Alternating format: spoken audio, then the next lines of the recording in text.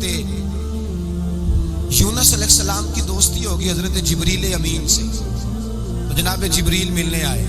حضرت یونس علیہ السلام فرمانے لگے جبریل میرا دل کرتا ہے مجھے اس بندے کی ملاقات کرا جو اللہ کا سب سے زیادہ عبادت گزار بندہ ہے. حضرت جبریل امین لے گئے دور دور فلسطین کے علاقے میں اور لے جا کر ایک بندے سے ملاقات کرائی جس کی دونوں آنکھیں بھی کوئی نہیں تھی, دونوں بازو بھی کوئی نہیں, دونوں پیر بھی کوئی نہیں, اور اس بندے کی زبان پر لفظ بڑا کیا جاری تھے, یا اللہ تیرا شکر ہے, یا اللہ تیرا, بول کے کہیے یا اللہ تیرا, اے اللہ تیرا شکر ہے. شکر شکر کر رہا تھا. حضرت جناب سیدنا یونس علیہ السلام کہنے لگے میں نے تجھے عبادت گزار کو ملانے کو کہا تھا, تو کہاں لے آیا؟ حضرت جبریل کہنے لگے یونس یہ ہر چیز جانے کے باوجود اپنے رب کی رضا پہ راضی ہے. اس وقت دنیا میں نبیوں کے بعد جس سے اللہ سب سے زیادہ پیار کر رہا ہے وہ یہی بندہ ہے. یہ اپنے رب کی رضا پہ راضی ہے. اے تن میرا کنگھی ہوئے تے میں زلف سجن دی واواں, تے پوش میرے دی جتی بن جائے تے میں یار دی قدمی آواں. مارو مارو مینو مار مکاؤ کوئی عذر نہ پیش لے آواں, تے جے سونا ہی میرے دکھ وچ راضی, جے سونا ہی میرے دکھ وچ راضی, جے سونا ہی میرے دکھ وچ راضی تے میں سکھ نو چلے ڈاواں. مانا کہ جب اس حال میں راضی ہے تو بس ٹھیک ہو گیا, ٹھیک ہو گیا. وصل اچھا ہے نہ فراق اچھا ہے, بس جس حال میں محبوب رکھے وہی حال اچھا ہے. بس جس حال میں انہوں نے رکھا بات ٹھیک ہو گئی. اس میں اب انسان شکوا کرتے پھرے کہ یہ کس طرح ہے وہ کس طرح, اپنے آپ کو مطمئن رکھا ہے. مشکل کے بعد جو آسانی آئی, حضرت لقمان حکیم ان کے نام پر قرآن مجید کی پوری صورت ہے. حضرت لقمان حکیم علیہ رحمہ آپ اپنے بیٹے کو نصیحت کر رہے تھے. کہنے لگے بیٹا کو مشکل آئے تو گھبرانا نہیں, کوئی مشکل آئے تو کرے بیٹوں کو سمجھ آ جائے کہ مشکل آئے تو, سمجھ آ رہی ہے بات کی, مشکل آئے تو. اور کیا خوبصورت جملے, بیٹے کو بٹھا کے کہتے ہیں بیٹا چھوٹی مشکل آئے گی تو اللہ بڑی مشکلات آسان کر دے گا. سمجھو چھوٹی مشکلات آئیں تو اللہ نے بڑی مشکلیں اس نے آسان کر دی. اور آپ کو بتاؤں اصل انسان ہوتا ہی وہ ہے جو مشکلوں میں جینے کا ڈھب سیکھ جاتا ہے, وہ بن جاتا ہے, بن جاتا ہے جو کرب کے حالات میں جینے کا سلیقہ سیکھ جاتا ہے. اپنے بچوں کو یہ سمجھانا, حضرت لقمان بیٹے مشکل آئے تو گھبرانا نہیں, بڑی کو ٹال دیتی ہے, وہ نیکی کا اور آسانی کا پیش خیمہ ہوتی ہے. اللہ اس کے بعد آسانی سمجھا رہے ہیں. کچھ دنوں کے بعد کہنے لگے آؤ فلاں اللہ کے نبی کی ملاقات کو چلو, فلاں نبی علیہ السلام سے ملنے چلتے ہیں. اس زمانے میں جو نبی تھے ان سے ملنے چلے گئے. بیٹے کو بات یاد تھی, گھوڑے پہ بیٹھے, امام ابن جوزی نے اس کو لکھا ہے, گھوڑے پہ بیٹھے تھے دونوں کے پاس گھوڑے تھے. اب رستہ بہت زیادہ تھا, کھانا ساتھ لے لیا, پانی ساتھ لے لیا, رستہ لمبا تھا, صحرا کا علاقہ تھا. جب جانے لگے تو اتنی سخت گرمی ہوئی کہ گھوڑے بھی بے ہوش ہونے لگے. اچانک ایسی گرم لو چلی کہ گھوڑے بھی. اب دونوں باپ بیٹا جو تھے وہ بڑی جوش میں تھے کہ جانا ہی جانا ہے. گھوڑے سے اتر کر کے پیدل چلنے لگے. اب پیدل چلتے چلتے ذرا آگے گئے تو گرمی میں جتنا بندہ پیدل چلتا ہے اتنا پیاس بھی زیادہ لگتی ہے. تو پانی پیتے رہے, کھانا کھاتے رہے, کھانا پانی بھی ختم ہو گیا. تھوڑا آگے چلے نا اس قدر تکلیف بڑی کہ حضرت جناب لقمان کے بیٹے کے پیر کے اندر ایک ہڈی پیوست ہو گئی. اتنی بڑی ہڈی تھی وہ اندر ہی چلی گئی, پیر خون کے فوارے گرنے لگے, بیٹا بے ہوش ہو گیا. حضرت لقمان اس کے سرانے بیٹھے تو بیٹا تھا نا, آنکھوں میں آنسو آ گئے. بیٹے نے آنکھ کھولی تو کہنے لگا ابا جی آپ تو صبر کرنے والے ہیں, آپ رو رہے ہیں. فرمایا بیٹے میں کیا کروں, میرے سینے میں جو دل ہے وہ ایک باپ کا دل ہے. تو باپ جو ہوا تیری دکھ پر رونا آیا. بڑی مشکل سے دانت کے ساتھ ہڈی نکالی, ہڈی نکلی تو خون بھی چلا. صاحب زیادہ کہنے لگا حضور آپ نے تو کہا تھا ہر مشکل کے بعد آسانی ہوتی ہے, اور چھوٹی مشکل دیکھ کے اللہ بڑی سے بچا لیتا ہے, تو ہم تو اچھے کام چلے تھے. مشکل پہ مشکل, مشکل پہ مشکل, یہ کیا ہے؟ حضرت لقمان کہنے لگے بیٹا نہ تو رب کی حکمتوں کو جانتا ہے نہ پوری طرح میں جانتا ہوں, لیکن جو میں نے کہا تھا وہ بات سچی ہے. فَإِنَّ مَعَ الْعُسْرِ يُسْرًا إِنَّ مَعَ الْعُسْرِ يُسْرًا. اللہ ہر مشکل کے بعد آسانی عطا فرمائے گا, اور فرمایا میرا ایمان ہے کہ ضرور عطا فرمائے گا. یہ بات کہہ رہے تھے کہ سامنے سے دھواں اٹھا, اتنا سخت دھواں اٹھا کہ آپ نے سوچا شاید وہاں بات یا وہاں جاتے ہیں. وہاں چلنے لگے تو پیچھے سے کسی نے آواز دی ٹھہر جاؤ, رکو. وہیں رک گئے. تھوڑی دیر گزری تو کہا رک جاؤ. جب رکے بولنے والا بولا، کہنے لگا تمہارے لیے تھوڑی دیر کے بعد جانوروں کا بندوبست کر دیا جائے گا، کھانے کا بھی بندوبست ہو جائے گا، بچے کا پیر بھی صحیح ہو جائے گا، چلے جانا، لیکن ذرا ٹھہرو۔ حضرت لقمان کہنے لگے بولنے والے تو کون ہے؟ تو کہنے لگے میں اللہ کا فرشتہ ہوں، میں اللہ کا فرشتہ ہوں۔ کہا اللہ کے فرشتے اور یہ سارا کچھ کیا ہے؟ تو فرشتہ کہنے لگا اصل بات یہ ہے کہ سامنے بستی پر مجھے عذاب نازل کرنے کا حکم ملا تھا، آپ بڑی تیزی سے آ رہے تھے، میں نے رب سے دعا کی کہ اللہ اس باپ بیٹے کی غلطی کوئی نہیں، مہربانی فرما۔ رب نے پہلے آپ کو صحرا میں الجھایا، پھر میری دعا کی برکت سے آپ کے گھوڑے ٹھہر گئے، پھر میری دعا کی برکت سے آپ کا پانی ختم ہوا، پھر میری دعا کی برکت سے آپ کے بیٹے کو زخم آیا، پھر میری دعا کی برکت سے سامنے سے دھواں اٹھا۔ فرمایا یہ جو تمہیں مشکل پہ مشکل آ رہی تھی، یہ تو میرا رب تمہیں عذاب سے بچانا چاہ رہا تھا، یہ جو تمہیں مشکل پر مشکل آ رہی تھی تو میرا مالک تمہیں عذاب سے بچا رہا تھا، تم سمجھ نہیں رہے تھے۔ حضرت لقمان نے بیٹے کی طرف دیکھا تو بیٹے کہنے لگے ابا جی بات بالکل سچی ہے، افضل الذکر لا الہ الا لا الہ الا، اور پھر پڑھنے لگے حسبنا اللہ و نعم الوکیل نعم المولا و نعم النصیر۔ یہ ورد ہونے لگے۔ بھائی جب تجھے مشکل آتی ہے، آزمائش آتی ہے، تو اس وقت سمجھتا ہے پتہ نہیں میرے ساتھ کیا بننے لگا ہے، اللہ تبارک و تعالیٰ چھوٹی مشکل دے کے تجھے بڑی سے محفوظ رکھتا ہے۔ حضرت موسیٰ علیہ السلام فرعون کے دربار میں کھڑے ہیں، چاروں جانب دشمن ہی دشمن ہے، جادوگر آ گئے، انہوں نے سانپ چھوڑے، حضرت موسیٰ کے ہاتھ میں ڈنڈا تھا۔ حضرت موسیٰ کہتے ہیں یا اللہ کیا کروں؟ تو اللہ تعالیٰ نے فرمایا اپنا عصا پھینک دو۔ کہنا چاہیے تھا نا کہ یا اللہ ایک ہی تو شے ہے، اتنے سانپ ہے، بچانے کے لیے ڈنڈا ہے وہ پھینک دوں؟ ڈنڈا پھینکا جاتا ہے، سانپ کو دیکھ کر کے قابو کیا جاتا ہے۔ یہ میرا اور آپ کا ذوق ہے نا، لیکن انبیاء کرام کا انداز ملاحظہ کیجئے میرے عزیزو۔ اللہ فرماتے ہیں ڈنڈا، اے موسیٰ ڈال دے اپنا عصا۔ پہلے نہیں فرمایا کہ سانپ بن جائے گا، فرمایا بس تو ڈال دے۔ میں اور آپ ہوتے ہیں تو سام سامنے ہے، ڈنڈا ہاتھ میں ہے، ہم کہیں گے عجیب بات ہے، یہی تو دفاع کی چیز ہے، اسی کو ڈال دوں تو بچوں گا کیسے؟ کہا ڈال دو، تو حضرت موسیٰ نے ڈال دیا، کہا میرے رب کا حکم ہے تو میرے لیے بہتر ہی ہوگا۔ اللہ فرماتے ہیں جب موسیٰ نے ڈالا تو میں نے اس ڈنڈے کو، اس عصا کو اژدہا بنا دیا۔ اب کبھی عصا بھی اژدہا بنے، کبھی چھڑی بھی بہت بڑا اژدہا بنی ہے، لیکن قرآن کہتا ہے جناب موسیٰ نے ڈالا تو اللہ نے اژدہا، بلکہ اس سے پیچھے چلیے، عورتیں کمزور یقین کی ہوتی ہیں نا۔ جناب موسیٰ پیدا ہوئے تو اللہ فرماتے ہیں میں نے موسیٰ کی ماں کے دل میں بات ڈالی، ماں کے دل میں صندوق میں ڈال کے تو اس کو دریا میں بہا دے۔ فرعون کو اس نے وہ خواب دیکھ لیا تھا کہ ایک ستارہ اٹھے گا اور پھر وہ گرے گا تو میری ساری سلطنت کو تباہ کر دے گا۔ نجومیوں سے اس نے پوچھ لیا، اس نے کہا کہ ایک بچہ پیدا ہوگا جو تیری سلطنت کو تباہ کرے گا۔ چاہیے تو یہ تھا کہ وہ توبہ کرتا، لیکن اس نے کیا کیا کہ اس نے بچوں کو قتل کرانا شروع کیا۔ یُسَبِّحُونَ أَبْنَاءَكُمْ، ذبح کرا دیتا تھا تمہارے بیٹوں کو، اور بچیوں کو وہ زندہ رکھتا تھا۔ تو حضرت موسیٰ جب پیدا ہوئے تو ان کی والدہ نے پتہ کیا کیا، ان کو ایک صندوق میں بند کر کے دریا میں بہا دیا۔ اب دریا میں بہتے جا رہے ہیں تو ماں تھی تو پریشان بھی ہو گئی، ان کی ہمشیرہ کو کہنے لگی ذرا دھیان رکھنا کدھر جاتے ہیں۔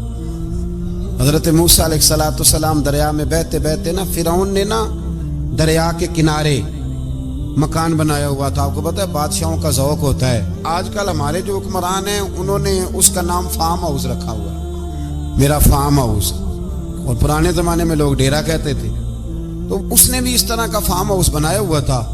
وہاں پہ حضرت موسیٰ علیہ السلام تیرتے ہوئے تابوت کے اندر، صندوق کے اندر جا رہے ہیں۔ فرعون اور ان کی بیوی حضرت آسیہ بے اولاد تھیں، بڑی تڑپ تھی بیٹے کی، وہ بھی وہاں کھڑی تھی۔ صندوق تیرتا ہوا آیا تو فرعون نے کہا کہ جاؤ پکڑ کے لاؤ دیکھو کیا ہے۔ جب وہ لے کے آئے نا تو آپ کی ہمشیرہ جو نگرانی کر رہی تھی پریشان ہو گئی کہ یہ تو اس کے ہاتھ لگ گئے، یہ تو اب مار ڈالے گا۔ لیکن جب خوبصورت اور چمکتا ہوا بچہ دیکھا تو بی بی آسیہ کہنے لگی یہ بنی اسرائیل کا ہے ہی نہیں، یہ تو پتہ نہیں کہاں سے بہتا ہوا یہاں آ گیا ہے، تو ایسے ہی چھوڑ، یہ پتہ نہیں کہاں سے، رکھ نہ لیں۔ تو حضرت موسیٰ علیہ السلام وہ کہنے لگا نہیں انہی کے ہیں، موسیٰ علیہ السلام اسی کے ہیں۔ تو آسیہ کہنے لگی تیرے تو سر پہ نا بس بھوت ہی سوار ہو گیا، ہر وقت وہی لوگ تجھے یاد رہتے ہیں، یہ پتہ نہیں کہاں سے بہ کے آیا۔ اب رکھ لیا، مان گیا فرعون۔ آپ فرعون کے گھر میں جو اس لیے بچے مروا رہا تھا کہ میری سلطنت حضرت موسیٰ پیدا نہ ہو جائیں، تو اسی کے گھر میں پرورش پانے لگے، اسی کے گھر میں۔ اب عورتیں منگائیں گئی دودھ پلانے کے لیے، تو حضرت موسیٰ علیہ السلام کسی بی بی کا دودھ نہیں پیتے، تو آپ کی ہمشیرہ نہ وہیں دائیں بائیں گھومتی رہتی۔ تو کہنے لگی جناب آسیہ سے کہ میں ایک بی بی کو جانتی ہوں، بڑی صاف ستھری ہے، مجھے امید ہے یہ بچہ اس کا دودھ پیے گا۔ تو فرعون کہنے لگا دوڑ کے لا۔ تو وہ اپنی والدہ کو لے کے آئیں، تو حضرت موسیٰ نے فوراً دودھ پینا شروع کر دیا۔ فرعون کو پھر تھوڑا شک ہوا۔ ایک روایت یوں بھی لکھی ہے بعض لوگوں نے کہ فرعون ایک دن اٹھایا ہوا تھا حضرت موسیٰ کی، ابھی تھوڑی سی عمر تھی، تو آپ نے اس کی داڑھی پکڑ کے تو ایک گھونسا دے مارا، جلالی تو شروع سے ہے نا۔ تو کہنے لگا آسیہ تو مان نہ مان یہ بچہ وہی ہے۔ تو حضرت بی بی آسیہ کہنے لگی کہ تجھے غلط فہمی ہے، یہ وہ نہیں ہے۔ اس نے کہا دیکھو نا یہ تو اٹھاتی ہے تو پیار کرتا ہے، اور میرے جب قریب آتا ہے تو اس کے لب و لہجے میں تلخی محسوس کرتا ہوں۔ اس نے کہا بچوں کو کیا پتا۔ خیر ایک طرف اس نے کھانے پینے کی چیزیں رکھ دی، ایک طرف انگارے رکھ دیے۔ وہ بھی حضرت آسیہ کہتی ہیں کہ تجھے سمجھ آئے بچے بچے ہوتے ہیں۔ حضرت موسیٰ بچے تو تھے پر تھے تو اللہ کے نبی نا، اللہ کے نبی تھے۔ جب اس نے کہا نا یہ بچے ہیں، تو حضرت موسیٰ علیہ السلام بجائے انگاروں کی طرف جانے کے نبی تھے، وہ سیدھے کھانے پینے والی چیزوں کی طرف بڑھنے لگے۔ فرعون کہنے لگا آپ بتا۔ اللہ تعالیٰ نے حضرت جبریل کو بھیجا، انہوں نے کہا ادھر نہیں جانا آپ ادھر جائیے۔ تو آپ آگ کی طرف گئے اور ایک کوئلہ اٹھا کے زبان پہ رکھ لیا۔ تو آسیہ کہنے لگی سمجھ آئی بچے کو کیا پتا کدھر جانا ہے کدھر نہیں جانا، اگر وہ اتنا ہی خیال ہوتا وہی بچہ ہوتا تو آگ۔ اور بعض مفسرین نے لکھا ہے یہ جو حضرت موسیٰ دعا مانگتے تھے نا رب اشرح لی صدری ویسر لی امری، یہ وہ آگ کا انگارہ جب کوئلہ منہ میں رکھا تھا نا تو اس کی وجہ سے زبان میں کچھ لکنت آ گئی، تو آپ دعا کرتے تھے کہ یا اللہ میری زبان کی وہ بند گرا کھول دے تاکہ میں کھل کے فرعون کے سامنے بات کر سکوں۔ وہیں حضرت موسیٰ پلنے لگے، وہیں پلے، وہیں جوان ہوئے، وہیں اللہ نے ساری دولتیں دی، بہن بھی ملی، ماں بھی ملی، اور سارے عزیزوں کا پیار بھی ملا۔ اسی گھر کے اندر اللہ نے پرورش کر کے فرعون کے ظلم سے بنی اسرائیل کو نجات عطا فرمائی۔ کہ موسیٰ پھر فرعون کے گھر میں پلنے لگے، اور جب جوان ہو گئے تو فرعون کے ہاں جو ظلم ہوتا تھا حضرت موسیٰ اس پر بول پڑتے تھے، جلال فرماتے۔ تو فرعون پھر ناراض رہنے لگا، یہاں تک کہ اس نے آپ کو نکال دیا، آپ تشریف لے گئے وہاں سے۔ تو حضرت موسیٰ ایک دن شام کے وقت دوبارہ آئے بستی میں، لوگ سوئے ہوئے تھے، تو دو آدمی، ایک بنی اسرائیل میں سے اور ایک فرعون کی اپنی قوم میں سے، وہ دونوں آپس میں جھگڑ رہے تھے۔ لیکن وہ جو حضرت موسیٰ کی بنی اسرائیل کی قوم کا شخص تھا اس پر وہ قبطی، وہ جو فرعون کے قریبی لوگوں میں سے تھا، وہ ظلم کر رہا تھا اور بوجھ اٹھانے کی بات کر رہا تھا۔ اب اس نے حضرت موسیٰ کو پکارا کہ یہ دیکھیں میرے ساتھ کس طرح کی بات کر رہا ہے، تو حضرت موسیٰ کا ارادہ بھی نہیں تھا، آپ نے بس اس کو سمجھایا، پر کچھ لوگوں کو سمجھ، تو حضرت موسیٰ نے پھر ایک مکہ مارا، ایک گھونسا مارا، صرف ایک ہی۔ یہ کئی تگڑے اور دلیر اس طرح کے بھی ہوتے ہیں کہ گھونسا ایک بھی برداشت نہیں کرتے، وہ ایک مارا، آدمی دھڑام سے زمین پہ گرا اور ماری گیا۔ حضرت موسیٰ کا ارادہ نہیں تھا لیکن وہ مر گیا۔ حضرت موسیٰ علیہ السلام نے اس بات پر اپنے رب سے استغفار بھی فرمائی، قرآن کہتا ہے کہ انہوں نے معافی چاہی کہ اللہ میرا ارادہ نہیں تھا۔ بہرحال اگلے دن نا حضرت موسیٰ دوبارہ آئے، وہ سنا کرتے تھے نا ہم کہ بیوقوف دوست سے عقل مند دشمن بہتر ہوتا ہے، وہ کم از کم دشمنی تو عقل مندی سے کرتا ہے نا، لیکن جو بیوقوف دوست ہو بیوقوفی۔ حضرت موسیٰ دوبارہ آئے تو وہ بنی اسرائیلی اگلے دن کسی اور سے جھگڑا کر رہا تھا، پھر اس نے مدد کے لیے پکارا تو حضرت موسیٰ کہنے لگے مجھے لگتا یہ ہے کہ تیری عادت ہے، تو خود بڑا جھگڑالو ہے، تو نے روز نیا جھگڑا شروع کیا ہوتا ہے۔ حضرت موسیٰ جب اس کی طرف بڑھے نہ ڈانٹنے کے لیے تو اس نے شور کرنا شروع کر دیا، کہنے لگتا جس طرح آپ نے اسے کل قتل کیا تھا مجھے بھی قتل ہی کریں گے۔ یہ انسانوں کا مزاج ہے کہ آپ جب تک کسی کے طبیعت کے مطابق چلیں گے وہ راضی رہتا ہے، اور ذرا آپ اس کی طبیعت سے ہٹتے ہیں تو وہ شور کرتا ہے۔ اس نے کہا جی آپ مجھے بھی لگتا ہے ماریں گے۔ حضرت موسیٰ کلیم اللہ علی نبینا علیہ الصلوۃ والسلام کے بارے میں جب اس نے شور کیا تو بات پھر فرعون کے دربار تک گئی۔ وہ تو پہلے ہی بہانہ تلاش کر رہا تھا۔ اس نے کہا ڈھونڈو، پکڑو اور معاذ اللہ شہید کریں گے۔ کسی نے آ کے خبر دی کہ آپ جہاں سے ہجرت کر جائیں، اس لیے کہ آپ کے لیے یہاں حالات درست، اور بھائی یہ چھوڑ دیا کریں بات کہ فلاں آدمی کے حق میں فلاں جگہ حالات کیسے خراب ہوئے تو نبی کریم علیہ السلام مکہ چھوڑ کے کیوں آئے، حضرت موسیٰ علیہ السلام نے ہجرت کیوں فرمائی۔ یہ ایک ایسی عجیب بحث ہے جس کو لوگ بلا وجہ چھوڑ دیتے، بلا وجہ چھیڑ دیتے۔ اور بالخصوص ایک خاتون نے ایک دفعہ مجھے پیغام دیا تو میں بڑی اس کی بات سن کے مجھے عجیب لگا۔ وہ کہنے لگی کہ دوسری جگہ میری شادی ہوئی ہے، مجھے طلاق ہو گئی تھی، تو مجھے ایک تانا روز سننے کو ملتا ہے تو اتنی اچھی ہوتی تو وہاں نہ رہ لیتی۔ بھئی یہ کوئی تانے والی بات ہے؟ کوئی ضروری ہے کہ بیوی غلط ہوتی ہے تو طلاق ہوتی ہے؟ اللہ کے محبوب علیہ السلام کی 2 صاحبزادیوں کو ابو لہب کے 2 بیٹوں نے طلاق بھیج دی تھی، کس کی غلطی تھی؟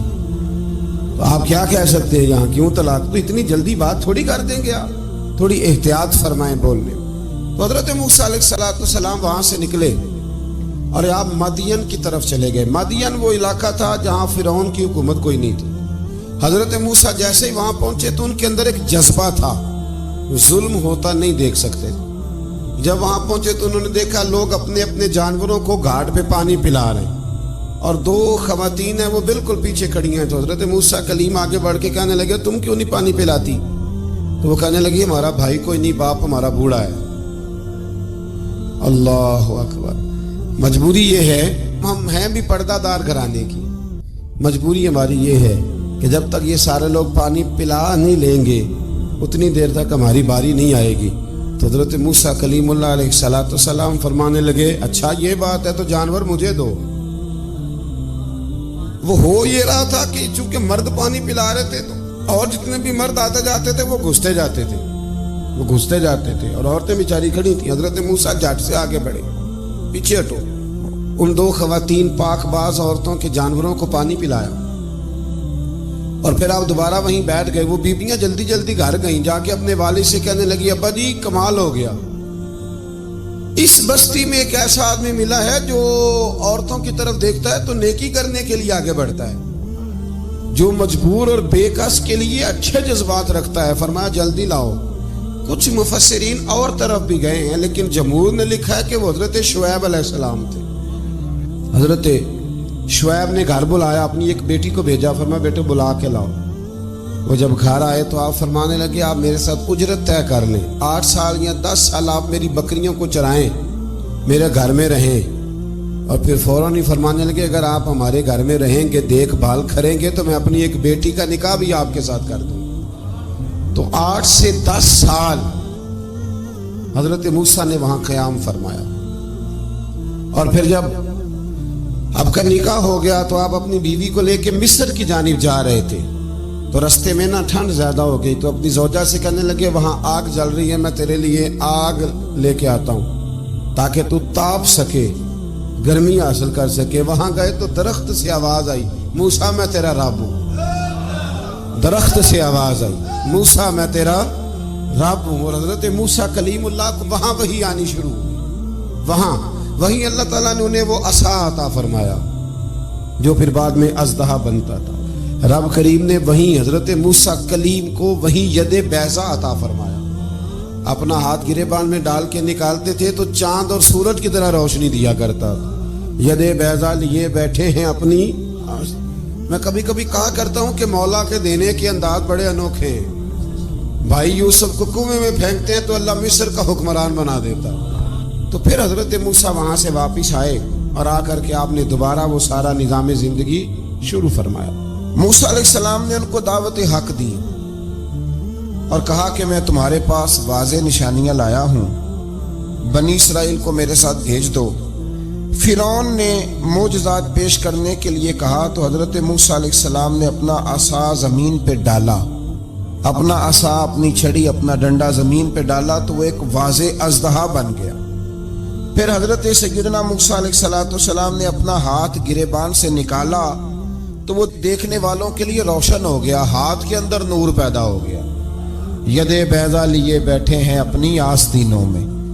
فرعون کے سرداروں نے حق کو قبول کرنے کی بجائے اسے جادو قرار دے دیا اور کہا کہ یہ تمہیں اپنے ملک سے نکالنا چاہتا ہے۔ انہوں نے کہا اس معاملے کو ذرا ڈھیل دو اور جادوگروں کو جمع کرو۔ جادوگر آئے، انہوں نے فرعون سے کہا کہ ہم حضرت موسیٰ کے مقابلے میں جادو تو دکھائیں گے معاذ اللہ، لیکن اگر ہم غالب آ گئے تو پھر ہمارا انعام کیا ہوگا؟ سودا پہلے طے کرنا ہے، کیا انعام ملے گا؟ اس نے کہا کہ اگر تم غالب آ گئے تو میں تمہیں اپنا قریبی بنا لوں گا۔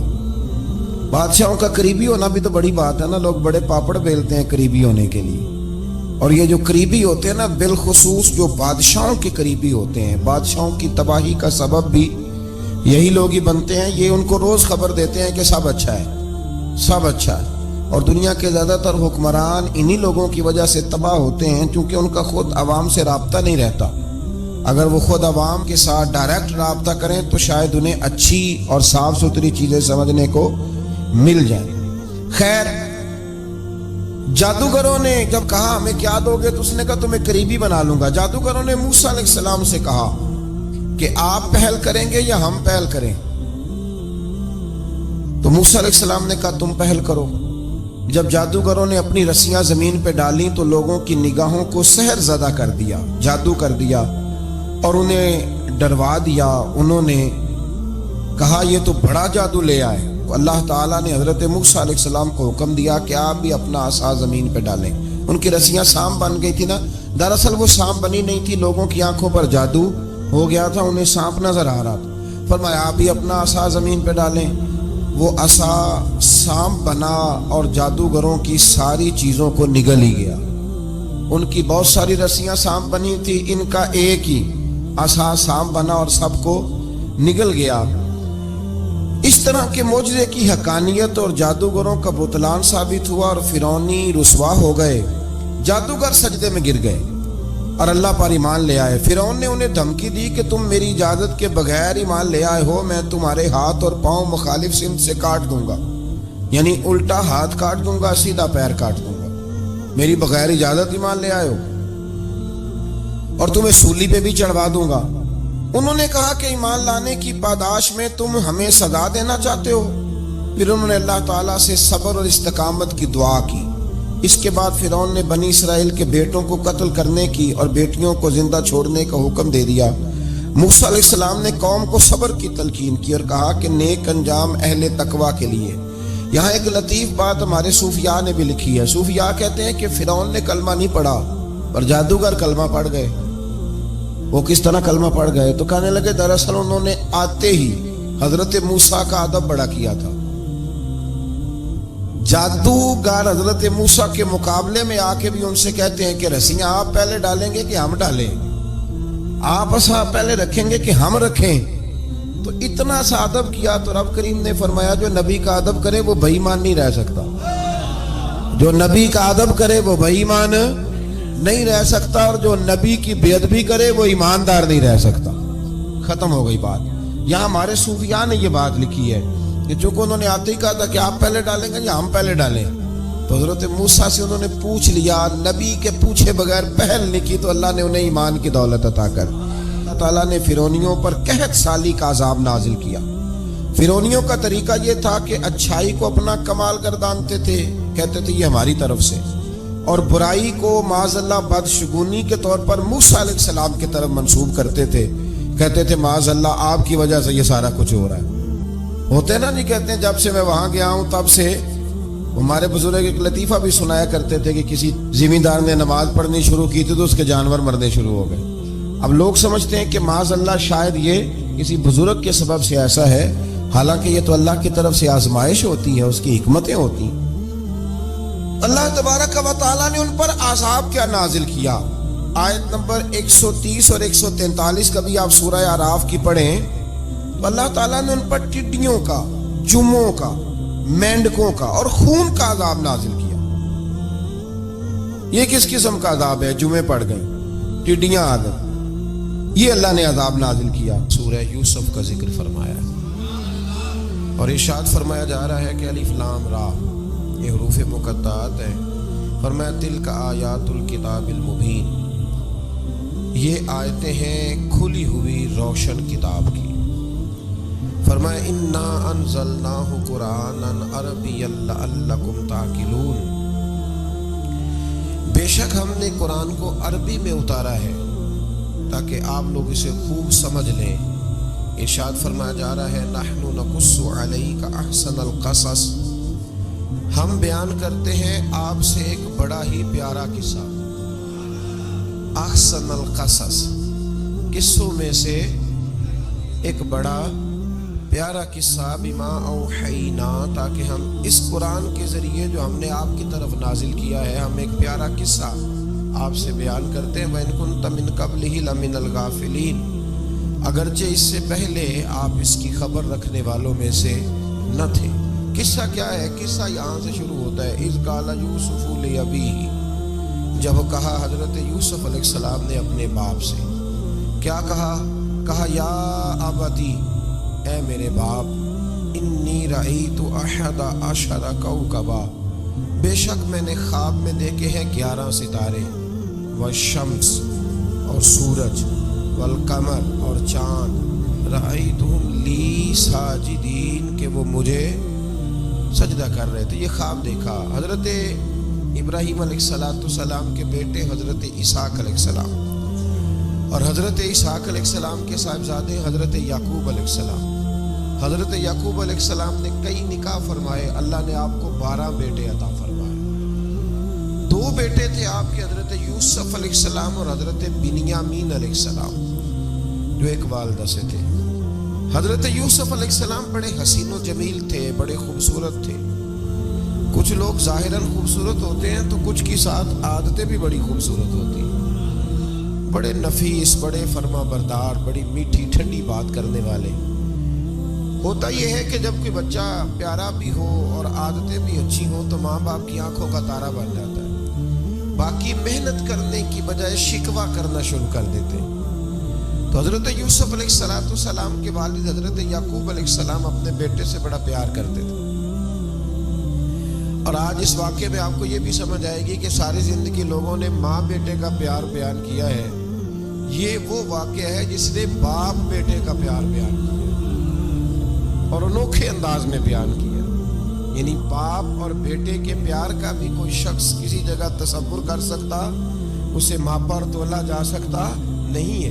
تو حضرت یعقوب علیہ السلام کے صاحبزادے تھے یوسف علیہ السلام، آپ بڑا پیار کرتے تھے تو باقی بھائی تھوڑا حسد کرنے لگے، انہیں جلنا شروع کر دیا۔ حضرت سیدنا یوسف علیہ السلام ایک دن فرمانے لگے اپنے والد سے کہ ابا جی میں نے خواب دیکھا ہے کہ 11 ستارے، سورج اور چاند مجھے سجدہ کر رہے ہیں۔ قال یا بنی لا تقصص رؤیاک علی اخوتک، کہ بیٹا اپنا خواب اپنے بھائیوں سے نہ بیان کرنا،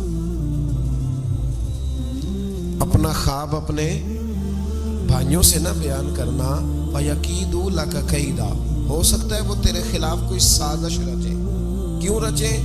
اس لیے کہ ان الشیطان للانسان عدو مبین، بے شک شیطان آدمی کا کھلا ہوا دشمن ہے، وہ ہر وقت وسوسہ اندوزی کرتا ہے۔ تو لہذا بھائیوں سے بات بیان آپ نے نہیں بیان کی۔ آہستہ آہستہ نہ وہ حسد بڑھتا، حسد بہت بڑی بیماری ہے۔ اگر نبیوں کے بیٹوں میں ہو سکتا ہے تو عام انسانوں میں کیوں نہیں ہو سکتا؟ انبیاء کے بیٹے اگر کر سکتے ہیں تو عام لوگ بھی۔ آپ جب کسی شخص کو دیکھیں نا کسی کے بارے میں کچے جملے بول رہا ہے، کمزور بات کر رہا ہے، تو پہلے اچھی طرح ٹٹول لیں کہ حق بیان کر رہا ہے یا صرف حسد کے بیچ رہ کے گفتگو کر رہا ہے۔ بہت بڑی بیماری ہے۔ انہوں نے ایک چال بنائی 10 نے مل کے کہ اس طرح کریں کہ ان کو کوئی سخت سزا دیں، انہیں قتل کر دیتے ہیں۔ پھر کہنے لگے مارتے نہیں، کنویں میں پھینک دیتے ہیں۔ حضرت یعقوب علیہ السلام کی بارگاہ میں حاضر ہوئے تو حاضر ہو کے عرض کی کہ ہم سیر کرنا چاہتے ہیں تو ہمارا بھائی یوسف بھی تو ہمارا بھائی ہے نا، ہمارے ساتھ بھیجیں، وہاں کھیلے گا، کودے گا، کھائے گا، پیے گا۔ حضرت یعقوب علیہ السلام نے فرمایا نہیں، مجھے ڈر لگتا ہے کہ کہیں میرے یوسف کو کوئی تکلیف نہ پہنچ جائے۔ کچھ ایسے ہوتے ہیں جنہیں جدا کرنے کو دل ہی نہیں کرتا کہ وہ جائیں نہ. کئی دفعہ بعض بچے نالائق ہوتے ہیں, وہ جدا ہوتے ہیں, لیکن ان کو جدا کرنے کو دل ہے. لیکن حضرت یوسف تو لائق بچے تھے نا اپنے والد کے, ان کا بھی نہیں ارادہ تھا. بھائی لے گئے اور لے جا کر کے حضرت یوسف علیہ السلام کو پہلے بہت زیادہ مارا, پھر حضرت یوسف علیہ السلام کا کرتا اتار کے ان کے ہاتھ باندھے. پھر بڑے بھائی نے یہودا نے رسی کے ساتھ باندھ کے کنویں میں لٹکا دیا, اور پھر جب درمیان میں پہنچے تو پھر رسی کو کاٹ دیا. حضرت یوسف جب گرے پانی میں آواز آئی تو ہنسے. مفسرین نے لکھا ہے کہ اللہ تعالیٰ نے حضرت جبریل امین کو بھیجا, فرمایا جاؤ میرے یوسف کو پکڑ کے نا تو احتیاط کے ساتھ نیچے رکھ. حضرت یوسف کو رکھ دیا گیا. 3 دن اور 3 راتیں جناب یوسف کنویں میں رہے. بچانے والا زیادہ بڑا ہے, محفوظ رکھنے والا زیادہ طاقتور ہے. 3 دن اور 3 راتیں کنویں میں رہے. انہوں نے کیا کیا کہ حضرت یوسف کا کرتا چونکہ اتار لیا تھا, 2 کرتے انہوں نے پہنے ہوئے تھے. بعد مفسرین نے لکھا ہے ایک تو کرتا وہ تھا جنہوں نے استعمال کیا, تو ایک کرتا بطور تعویذ کے حضرت یعقوب نے ان کے گلے میں ڈال دیا بطور برکت کے. تو وہ کرتا بھی ان کے گلے میں تھا. ایک کرتے سے انہوں نے باندھ دیا. دوسرا کرتا جو تھا نا اس کو خوند لگا کے نا بکری کا, تو حضرت یعقوب کے پاس آئے اور جب دروازے تک پہنچے تو شور کرنے لگے زور زور سے. حضرت یعقوب پریشان ہو کے باہر آئے, چونکہ وہ بکریاں بھی ساتھ لے کے گئے تھے, بکریاں چرایا کرتے تھے. تو کہا بکریوں کو بھیڑیا تو نہیں پڑ گیا؟ تو کہنے لگے حضور بکریوں کو تو نہیں پڑا, پر حضرت یوسف کو لے گیا ہے. اور حضرت یوسف علیہ السلام شہید ہو گئے. حضرت یعقوب علیہ السلام نے نا وہ کرتا دیکھا تو کرتا دیکھ کے فرمانے لگے بڑا سیانہ تھا بھیڑیا, یوسف سارا کھا گیا ہے پر کرتا کسی جگہ سے پھٹا بھی نہیں. اس کا مطلب ہے کہ حضرت یعقوب کو سمجھ آ گئی کہ میرے یوسف کو بھیڑیے نے کھایا نہیں ہے. یہ قرآن مجید ہے. فرمایا بڑا سمجھدار تھا بھائی, کرتا پھٹا بھی نہیں اور یوسف کو سارا کھا گیا. اب یہ روز وہاں بکریاں چرانے جاتے تھے, یا جناب یعقوب تو رونے لگے تو بھائی روز جاتے تھے, جھانک جھانک کے دیکھتے تھے کہ یوسف ہے کہ نہیں. تیسرے دن ایک قافلہ وہاں سے گزرا جو مصر جا رہا تھا. انہوں نے پانی نکالنے کے لیے جب ڈول لٹکایا تو حضرت یوسف نے پکڑ لیا. اس شخص نے حضرت جناب یوسف علیہ السلام کو اوپر کھینچا. جب اب واپس اوپر زندہ نکل آئے تو بھائی پھر حیران ہو گئے. ابھی بھی شکر ادا نہیں کیا کہ 3 دن کے بعد دیکھو اللہ نے کتنا فضل فرمایا ہے. لیکن وہ پھر کہنے لگے قریب آ کے نا اس سے, یہ ہمارا بھاگا ہوا غلام ہے, اگر تمہیں چاہیے تو لے لو, سستا بیچ دیں گے. حضرت یوسف کا قول بعد مفسرین نے لکھا ہے, آپ فرماتے ہیں کہ مجھے جب انہوں نے تھپڑ مارے تو اتنی تکلیف نہیں ہوئی, کنویں میں پھینکا تو اتنی تکلیف نہیں ہوئی. تکلیف تب ہوئی جب انہوں نے مجھے بھائی نہیں مانا اور کہنے لگے یہ ہمارا بھاگا ہوا غلام ہے. تو کہا کتنے کا بیچو گے؟ کہا تم 20 درہم دے دو اور لے لو. 20 درہم کا جناب یوسف کو بیچ دیا. وہ لے گئے مصر کی منڈی میں, وہاں قیمت لگنے لگی, کتنے ہزار, اتنے ہزار, اتنے ہزار. اللہ اکبر. جناب یوسف کہتے میں نے وہ رنگ بھی دیکھا کہ جب میرا باپ سب سے بڑھ کر مجھ سے پیار کرتا تھا, اور آج میں وہی یوسف ہوں جس کی بولیاں لگ رہی. عزیز مصر آ گیا. مصر کا جو مال خزانہ کا مالک تھا وہ شخص آ گیا. اس میں بھی کئی اقوال ہیں کہ وہ بادشاہ تھا کہ کیا تھا. بہرحال عزیز مصر آیا, خزانوں پر قبضہ اسی کا تھا. اس نے حضرت یوسف علیہ السلام کے وزن کے برابر سونا تول کے دیا, وزن کے برابر چاندی تول کے دی, وزن کے برابر اس نے ہیرے جواہرات دیے. پھر گھر لے گیا. اور جناب یوسف علیہ السلام فرماتے ہیں میں ایک آزمائش سے نکلا, جب گھر آیا تو بڑے سکون سے رہنے لگا. عزیز مصر نے اپنی بیوی زلیخا سے کہا اس کا خاص خیال رکھنا. فرماتے محبت ملنے لگی, پیار ملنے لگا, گھر میں بڑی خوشی سے رہنے لگا. پر اللہ کو کچھ اور ہی منظور تھا. آزمائش پر آزمائش ذرا دیکھیے گا. پہلے باپ کا پیار, پھر کنواں, پھر کنویں سے بچ گئے تو مصر کی منڈی. فرماتے ہیں وہاں سے میں بچ کے آیا تو عزیز مصر کے گھر رہنے لگا. زلیخا فریفتہ ہو گئی, گناہ کی دعوت دینے لگی. تو حضرت یوسف نے کہا قال معاذ اللہ, میں اللہ کی پناہ چاہتا ہوں. سارے دروازے بند کر کے جب وہ پیچھے بھاگی, اصل حسین وہی شخص ہوتا ہے جو اپنے باطن کے حسن کو بچا لیا کرتا ہے. جو سوداگری کرنے لگے وہ تھوڑا حسین ہوتا ہے. حضرت یوسف علیہ السلام جب بھاگے تو اس نے پیچھے سے پکڑ کے کرتا کھینچا, کرتا پھٹ گیا. ابھی آپ دروازے تک پہنچے تھے, عزیز مصر خود آ گیا. اس نے آگے کہا یہ کیا ہو رہا ہے؟ تو اس نے مکر کیا زلیخا نے, کہنے لگی کہ ہونا کیا ہے, اس کو گھر میں رکھ کے پالا ہے, اب جوان ہوا ہے تو معاذ اللہ اس نے میرے طرف دست درازی کرنے کی کوشش کی ہے. حضرت یوسف پھر خاموش ہو گئے. بھائی بیچ رہے تھے تو پھر بھی خاموش تھے. کبھی کبھی کچھ چیزیں خاموش رہ کے سہنی پڑتی. زخم پہ زخم کھا کے جی, خونے جگر کے گھونٹ پی, آہ نہ کر لبوں کو سی, یہ عشق ہے کو دل لگی نہیں. حضرت یوسف علیہ السلام پھر چپ ہے. زلیخا نے بڑی باتیں کی. ایک دانا آدمی تھا, قرآن کہتا ہے ایک بولا بولنے والا, ایک عقل مند بولا. اس نے کہا دیکھو نہ زلیخا کی سنو نہ یوسف کی سنو.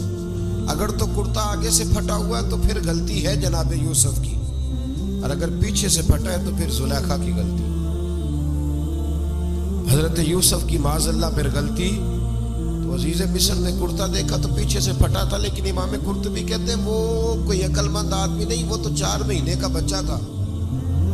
وہ ایک 4 مہینے کا وہ قریب تھا. حضرت یوسف علیہ السلام کی گواہی دینے کے لیے اللہ نے اسے زبان دی تھی. زلیخا کے ماموں کا بیٹا تھا, 4 مہینہ کا گہوارے میں لیٹا ہوا, جب بادشاہ سے فیصلہ نہیں ہو رہا تھا اور بادشاہ پریشان تھا عزیز مصر کے. کسی کو جا کے بتاؤں گا تو کوئی کیا سوچے گا, اس کے گھر میں کیا کچھ ہوتا ہے. کہتے پریشان تھا تو پنگوڑے سے بچہ بول پڑا.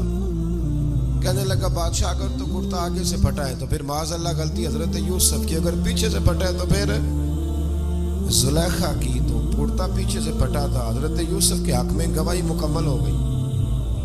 اب آہستہ آہستہ نا دربار میں محل میں بات پھیلنے لگی. تو بیویاں کہنے لگی اوہو زلیخا تو ایک غلام پہ عاشق ہو گئی ہے, ایک غلام پہ. تو زلیخا کہنے لگی تو مجھے میرا محبوب نہیں ڈٹھا.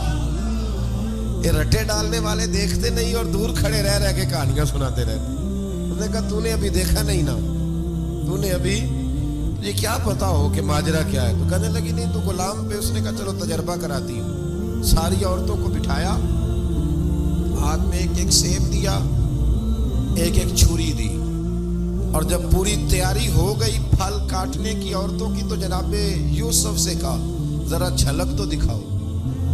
تو حضرت یوسف نے جب جھلک دکھائی تو قرآن کہتا ہے سیب کاٹنے کی بجائے ہاتھ کاٹ لی, اور کہنے لگی اوہو یہ کوئی بشر نہیں, یہ تو کوئی فرشتہ ہے. یہ کوئی فرشتہ ہے, یہ تو کوئی اللہ تبارک و تعالیٰ کی طرف سے آنے والا کوئی کرامت والا, عزت والا, شان والا فرشتہ ہے.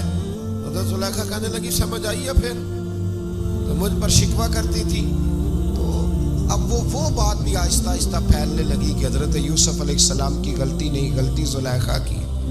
اب بادشاہ نے زلیخا سے کہا کہ اگر تو میں تیری بات کروں تو تیرے ساتھ میری بدنامی کا بھی ڈر ہے, کیا کرے. طے یہ پایا کہ حضرت یوسف کو جیل میں ڈال دیا جائے. پہلے بھائیوں کے تھپڑ, پھر کنواں, پھر مصر کی منڈی, پھر زلیخا کا الزام, اور پھر باری آ گئی جیل جانے کی. حضرت یوسف علیہ السلام کو جیل میں, کچھ نے لکھا ہے 12 سال جیل میں رہے, جیل میں ڈال دیا.